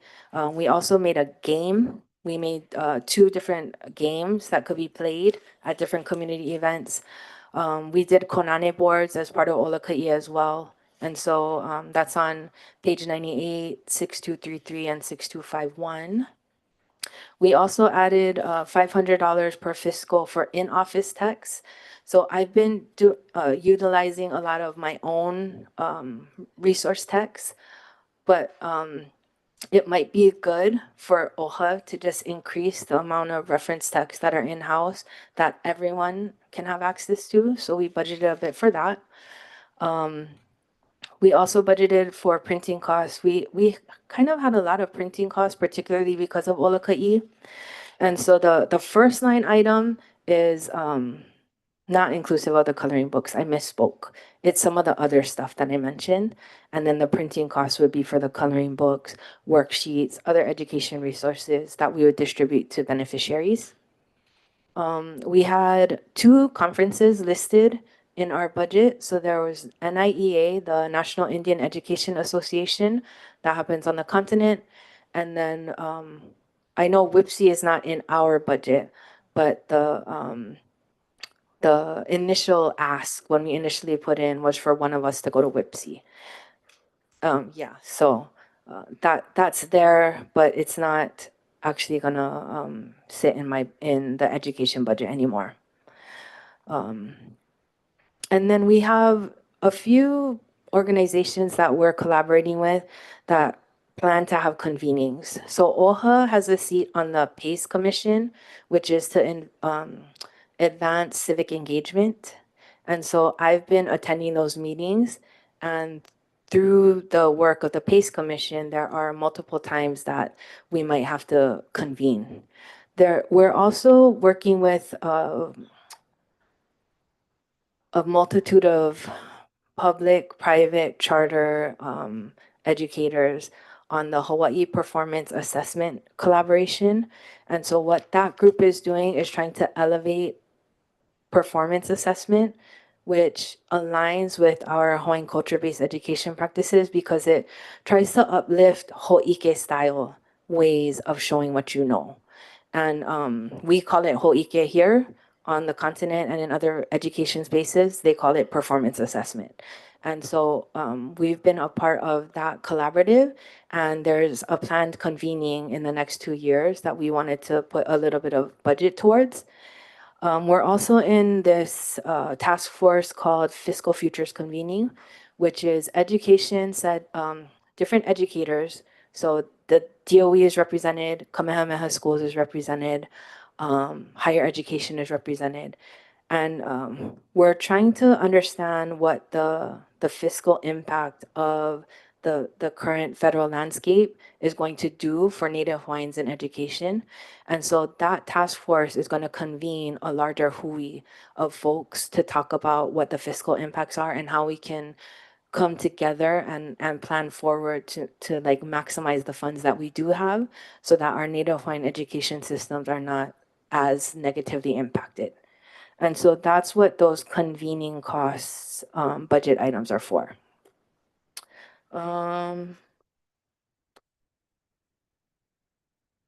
Next slide. I think that might be it. Questions? Yeah. Yes. Yes. Great. All right, trustees, thank you so much for that presentation. Any questions from, yes, let's begin with trustee Akaka. Mahalo. A lot of what you're sharing very much resonates with me. And okay, so regarding the AHA appeal, I know that we've been in discussion regarding that. And I know we also have been in discussion regarding looking at how that can go hand in hand with AHA kupuna and reviving that as well. Can we look at an analysis on how we can approach that? Sure. I think what we would have to look at is, like I was mentioning, if we partner with other organizations, the dollars can stretch a bit more, and then we can add more components in just because there's more folks helping to do the work. And so in the iteration of AHOPIO, where it's just OHA and it's just the $53,000 that we have budgeted, we have worked in a component of kupuna coming. And so the amount of haumana and the amount of kupuna that we can convene, it just sort of depends on how many people and how many funding streams we have going into the implementation of the programming. So if we do it by ourselves, we might be able to have X amount of students and X amount of kupuna. And then if we collaborate with CNHA or KL Hawaii, we might be able to lift that number up even more. So in the current iteration, we have a component where kupuna are there as well. Mahalo. So in talking with different alumni from the AHA OPO, one of the mana'o that was shared with me is the value in having at least initially starting off or keeping it where it is, as much as we want to go on a grander scale, but having sometimes a smaller group size, is that pilina, that relationship building that happens, the intimacy, because it is not so big that people are not able to have those pilina building opportunities as much as if it's more of on a smaller scale. So that's something that I'm keeping in mind. So that's that. The other thing too is regarding AHA OPO, I really would like to keep it at the core of what it has been through the years and not go too far from that, because I think that those that have been alumni, we have one here. There's so much aloha for it because of what the evolutions that people have received because of that. Now, regarding your sharings on the charter schools and the kaiapunis and so forth, when we were on Hawaii Island for Mary Monarch, I had met with a number of those within that educational space. And one of the things that really stood out to me, which was new to me, was the sentiment that even the word charter might not be preferred, that terminology, which I thought was very interesting. So I think that's something maybe we can look at and get more information on, and from that convening that will be happening. And thank you for sharing that, because that was something that I had discussed with them as well. And I was thinking that this would be a prime location for that. So I'm happy to hear that that is being looked at. And I think that's something that we can look at least annually to host. And I think it would be very pertinent for someone or someone's from the Office of Hawaiian Affairs to be present as well, to be able to take notes and be able to gather that data, which we can work hand in hand with them.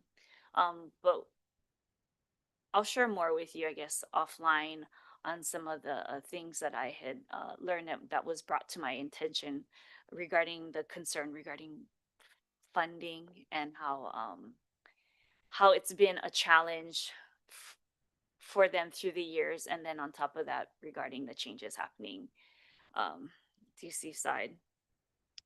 And regarding your Ahupua'a Mo'olelo documentation, are we partnering with UH or with Ahapuna Leo? Is that happening? So we could. Uh-huh. When we did it for Waimanalo, we had 3 different kind of experts on the team.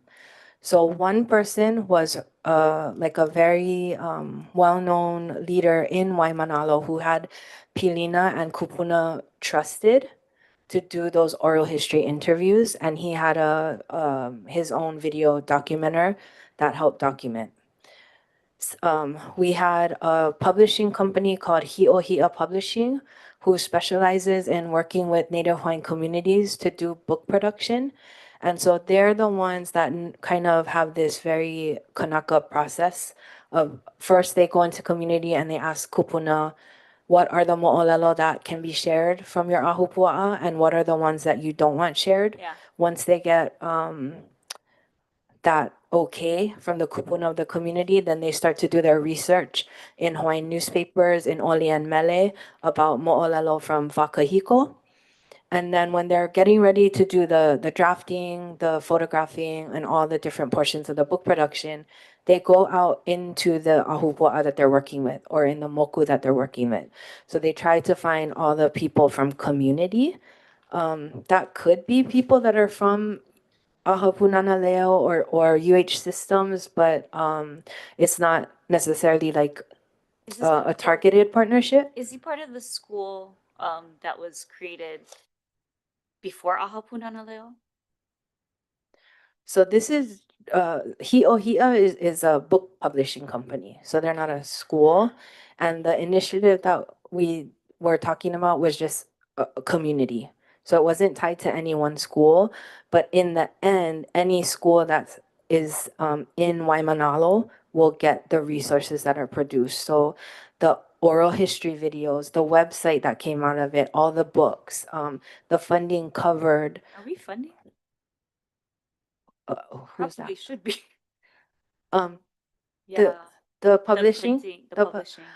so the hope and I don't think that I can sole source this, but the hope is that that publishing group would submit through the procurement process to be able to get this contract to continue to do the work.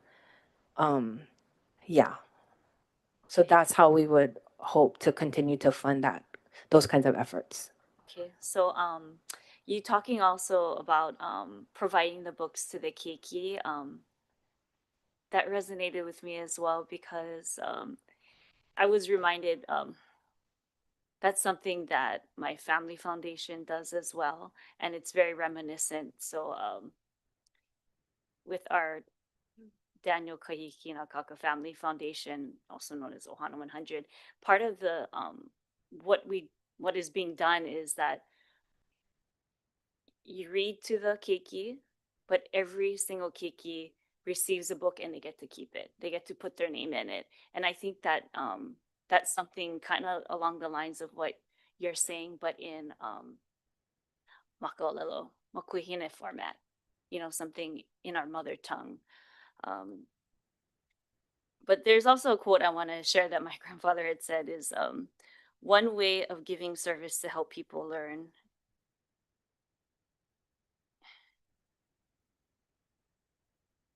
is especially in young people. So I think that we need to look at this more, and I'd be interested in seeing how we can provide this service to our kiki. I've shared it before, but within my ohana, being a part of Kaiopuni and so forth, the struggles that we're seeing, it's sad, where the teachers and the parents, the families are there after school hours, cutting those pieces of paper in our Hawaiian language, taping it onto these English textbooks. And we, like the Office of Hawaiian Affairs, even in our school systems, we're just not supported as we should be. It's very Western geared. And that's sad to me because we are the host culture. We are the original peoples here. So why is it that we are constantly having to legitimize and, I don't want to say beg, but it's such a struggle for us, and even having the proper funding per pupil or the pay for the teachers, the kumu there, and where they're worried about the dissolving of their schools to not have that proper funding, and then the concern where the haumana and the kumu are coming here regarding the funding because the programs that they've the Aina-based cultural programs that they're doing are now being slashed off by the federal government. So I really want us to have that continued focus on this, and I'd be interested in participating how I can. And specifically regarding the Ahupua Mo'olelo documentation, going back to that as well, I'd be interested in us being able to build an archive, of course, with the permission and appropriateness that it deserves, where those from the community and the kupuna feel comfortable and they can I would imagine, guide us in how to do that, and where it is appropriate that we be able to share that in our communications as well, so that people know that we have this resource available.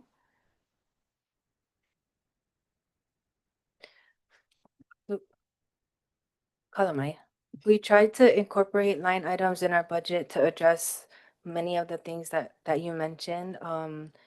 So the Kayapuni resource production would be a small step to address the availability of resources, so that Kumu wouldn't have to be at the schools cutting and pasting and gluing, right?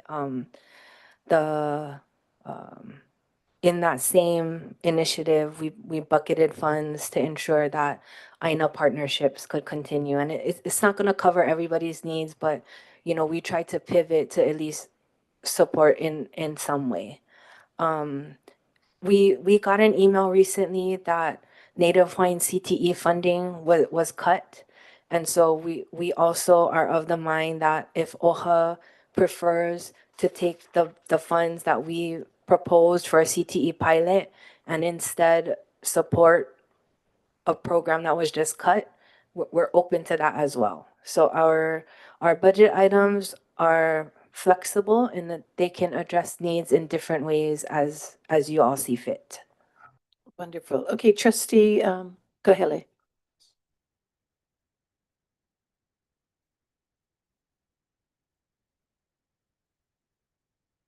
Oh, sorry. Mahalo. Thanks, Amia. As a parent who has been raising, along with my wife, daughters in the Punana and Hawaiian immersion program for, almost 10 years, Native education is really, really important to me. And you've talked a lot about and given us a lot of things to consider in this budget. I guess I'll just throw out the three-part question I would have. The first would be, if you were required to prioritize specific educational objectives or opportunities that we could support in this budget, particularly those that align with Native perspectives, whether they're locally or nationally or internationally, that you think could meaningfully advance Native education, whether it's in the classroom or in helping shape policy,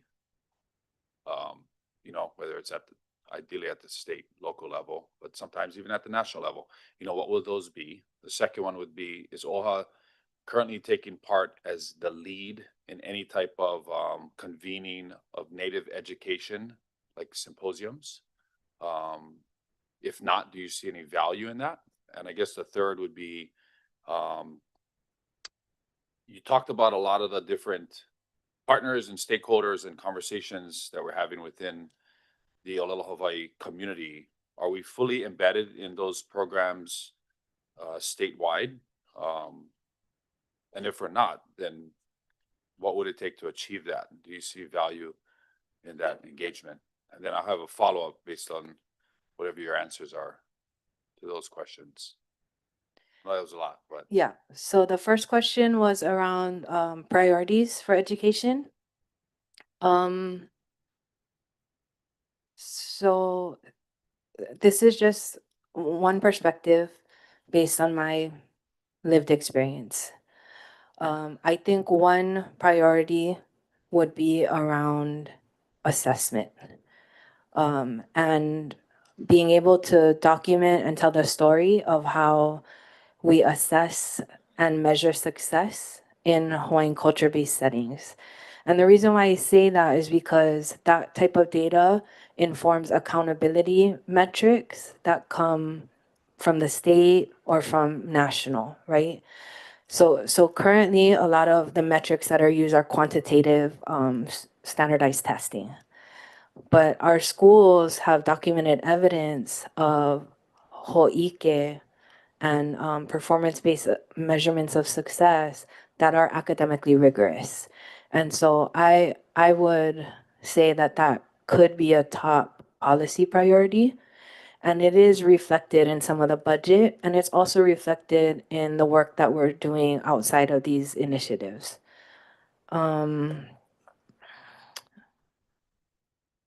So I think that's one. Could I get back to you if I can think of a few more though? Sure. I Um, think you're spot on with that assessment because, you know, my daughters and, you know, I don't know if you've taken the opportunity to talk to, you know, the po'o at, Kekula, o Navahio Kalani Pu'u. But annually, you know, the state attempts to, have standardized testing offered at that school. And I'm sure it's the same at other Kulakaupuni or Hawaiian culture-based education schools across the state.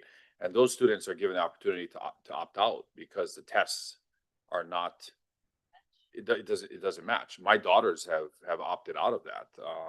And although the administrators encourage them to take it so that there can be some data, many of the students are afraid to take the test, are worried to take the test, and it's very stressful for them. So I think that should be a priority that we invest in, and I hope that we're talking to those representatives over in Hilo with the Hawaiian Language College, and yeah. Do you know if in the creation of this budget or in the S&I education PIA that we've had conversations with Kahakaula o Ke'eli Kolani or Navahi? And I'll tell you why, based on what your answer is. We did. So when we first came on board, we tried to go out and introduce ourselves and talk about what this new PIA is and what our hopes were in terms of education. And so we reached out to a variety. We met with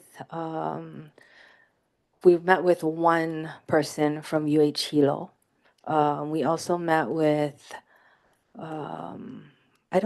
we met with Manoa, but it was very like high level. It was the president and Punihei came, and we talked about our education initiatives. We've met at UH West Oahu, and then UH Maui College, and a couple of the community colleges as well. We haven't hit them all yet, but we did do initial outreach to say OHA has this strategy and implementation education team.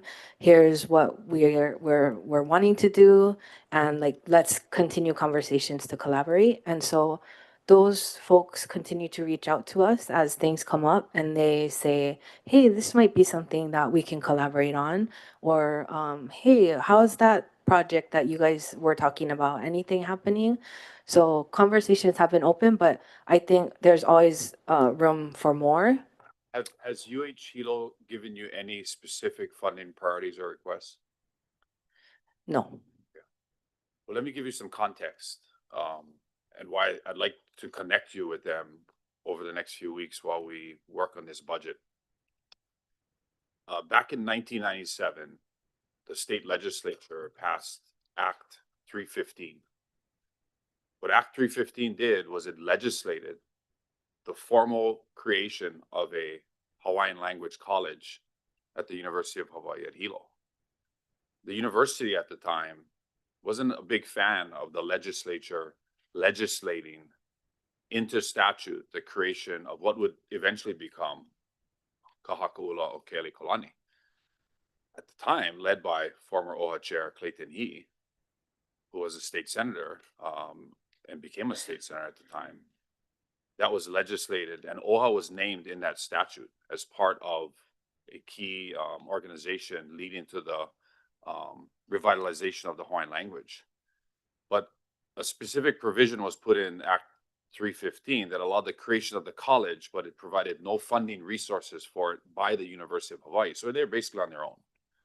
A few years later, legislature passes Act 226 in 2001, which removes that funding prohibition, but it specifically legislates in statute that the Office of Hawaiian Affairs, the federal government, and AHA Punana Leo will work every year to establish a consistent source of funding for the College of Hawaiian Language in UH Hilo. Nothing against the other colleges, but they were not, it is the only Hawaiian language college written into statute. So OHA has a statutory obligation to fiscally support the College of Hawaiian Language at UH Hilo, and by, you know,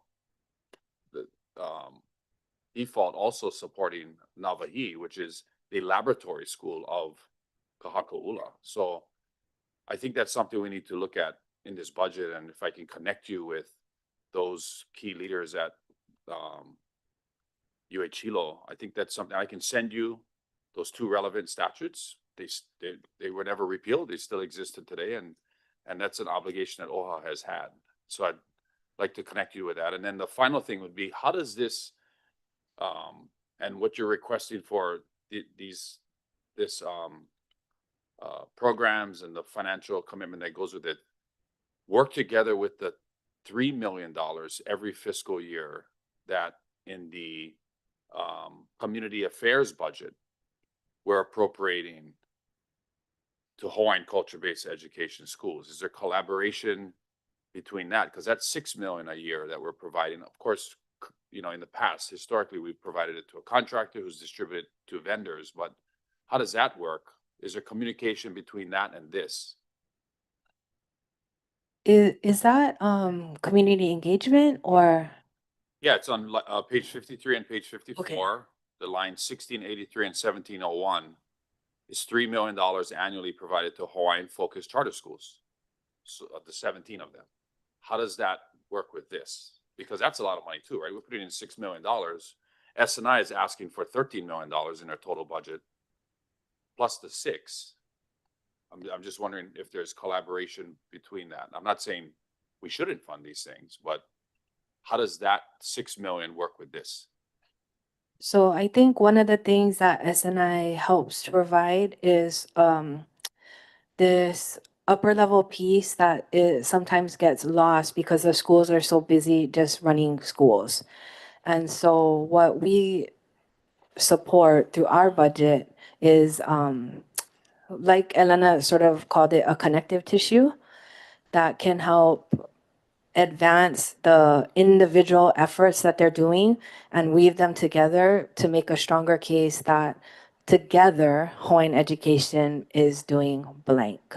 And so some of the convenings that we're attending or the work that we did in collaboration with advocacy was to uplift the voices of the individual schools and kind of weave them together. And so I see our budget as sort of a supplement to the funding that's going out and helping to take care of some of the things that the school leaders individually can't do alone because they're just busy running the schools. But they can email us and then we can weave it all together and push it out as a unified stance. The curriculum and assessment funding that we are asking for is kind of an example of that because OHA already provides the per pupil funding and the facilities funding, and that helps them sort of survive, right? It provides the very basic level of needs. And what we're asking for is to take their stories and then enhance them, put them all together and be able to utilize them for policy advocacy, to tell their stories to legislators or to the commission or to people who make the rules around how they can and cannot operate. That's something that is really difficult for the po'o to do by themselves, and we can help support that with the funding that we're asking for. So I see it as a supplement to be able to push a little bit more, like a little bit faster, a little bit more targeted. The schools are already trying their best to do this kind of work, and they have done it. They've made many strides, and we just want to help them. Finally, I think it's really important, if you're not written into the budget, that the board consider and the administration consider making sure she goes to WIPSI. Okay, great. Thank you so much. Okay, we're going to be down to the last 2 questions before we take a lunch break. So it's going to go Trustee Galataria, and then Kaleakaka, you will have the last question, and we're going to go to a lunch break. Thank you. Okay, thank you, Madam Chair. This is more of just an observation of collaboration, because apparently this is a very Well, thank you very much for this hard work. This is a lot of work. It's going to take a lot of work to execute it too. So I think, meaningful collaboration is going to be important, and not reinventing the wheel is going to be important too. So there's already existing programs out there. As an example, and this is more informational, have you talked to, and this is like a follow-up to Trustee Akaka's question on UH. Ulu. Heather Juni, she has an incredible program going on at West Oahu. As a matter of fact, OHA funded a 3-year digital project that ended in 2021, something like that. But we've already engaged with Ulu. So perhaps that might be a consideration for collaboration as well. Yep. Secondly, publishing. One of our partners does publishing. KS, Commitment Schools, does publishing. So perhaps in terms of getting them involved on that level. And then finally, several of us recently attended the Native Hawaiian Organization Association Business Summit. This is with regard to the federal landscape. A lot of that conversation had to do with how the NHOs themselves will be recalibrating their pitches and in what areas. So perhaps a conversation with, Shannon Edie? You do. You have a conversation with her because she's a part of that organization, and they put the agenda together. So they already have names and numbers that we could get information from with regard to federal revenues. Okay. All right. Okay. That's it. And our last question from Akaka. I think what Scaluteria and Trustee Kaihole had shared, I kako'o on that, and I think that one way to do that is to have a media campaign surrounding this very subject matter on what our the mandates are, what the advocacy looks like, and how that works hand in hand, and for our people to know that, and the legislature and so forth. On that kuleana. So on top of that, I do want to share too that last year I did speak with Uncle Larry Kimura in terms of how can we collaborate and work together with you folks. And he said, "Oh, that's a big question. Can I get back to you on that?" So then again, talking with him a couple times this year as well. That's something to revisit, and I'd be interested in us collaboratively seeing how we can work together with them and also with Heather Juni. Because again, so much of what is being done, this is advocacy, and it's also documentation and legitimizing why it's so important, and this is part of the EA too. It's our identity. Yeah. So I want to see how we can further foster that relationship beyond just that mandate, but have it where we can exercise that. But I want us to be able to share this in our media. I want this to be on our website. This is some really good, like feel good, important things that we're doing. And sometimes we need this reminder. That's part of the kuleana. Same like how we're going out in the community, at the legislature, and say, this is our constitutionally mandated kuleana, to be that voice, to advocate on behalf of our people, and why it's important for you to consult with us. So it goes all hand in hand, yeah. But again, I would be interested in working with you folks, how I can within my capacity on this, and meeting with Uncle Larry Kimura, and be able to have that bridge there.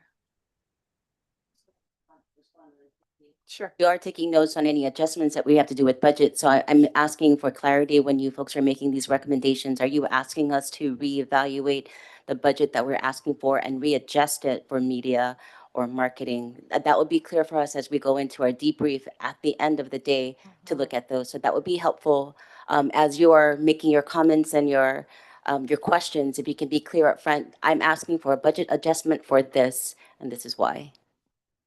Go ahead. Mahalo.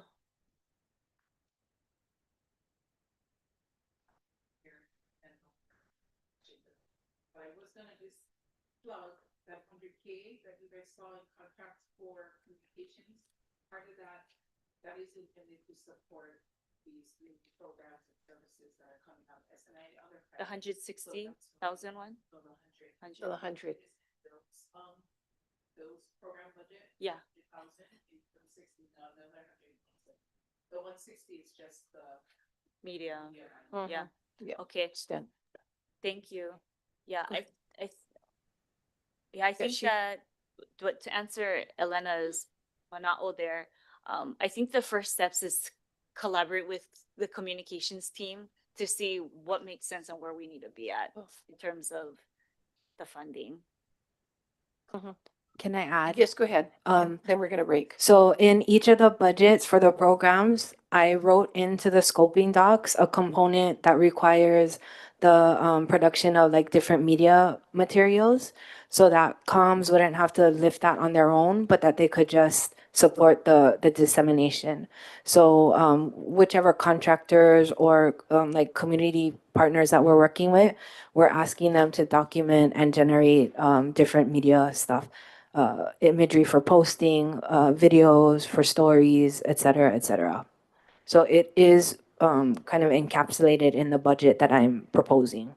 And then one more thing, the Office of Hawaiian Education, we've been working closely with them, and they did mention the reconvening of this education conference that happened in the past. It was called Keao Malama Lama, and it gathered together all the different Native Hawaiian education stakeholders.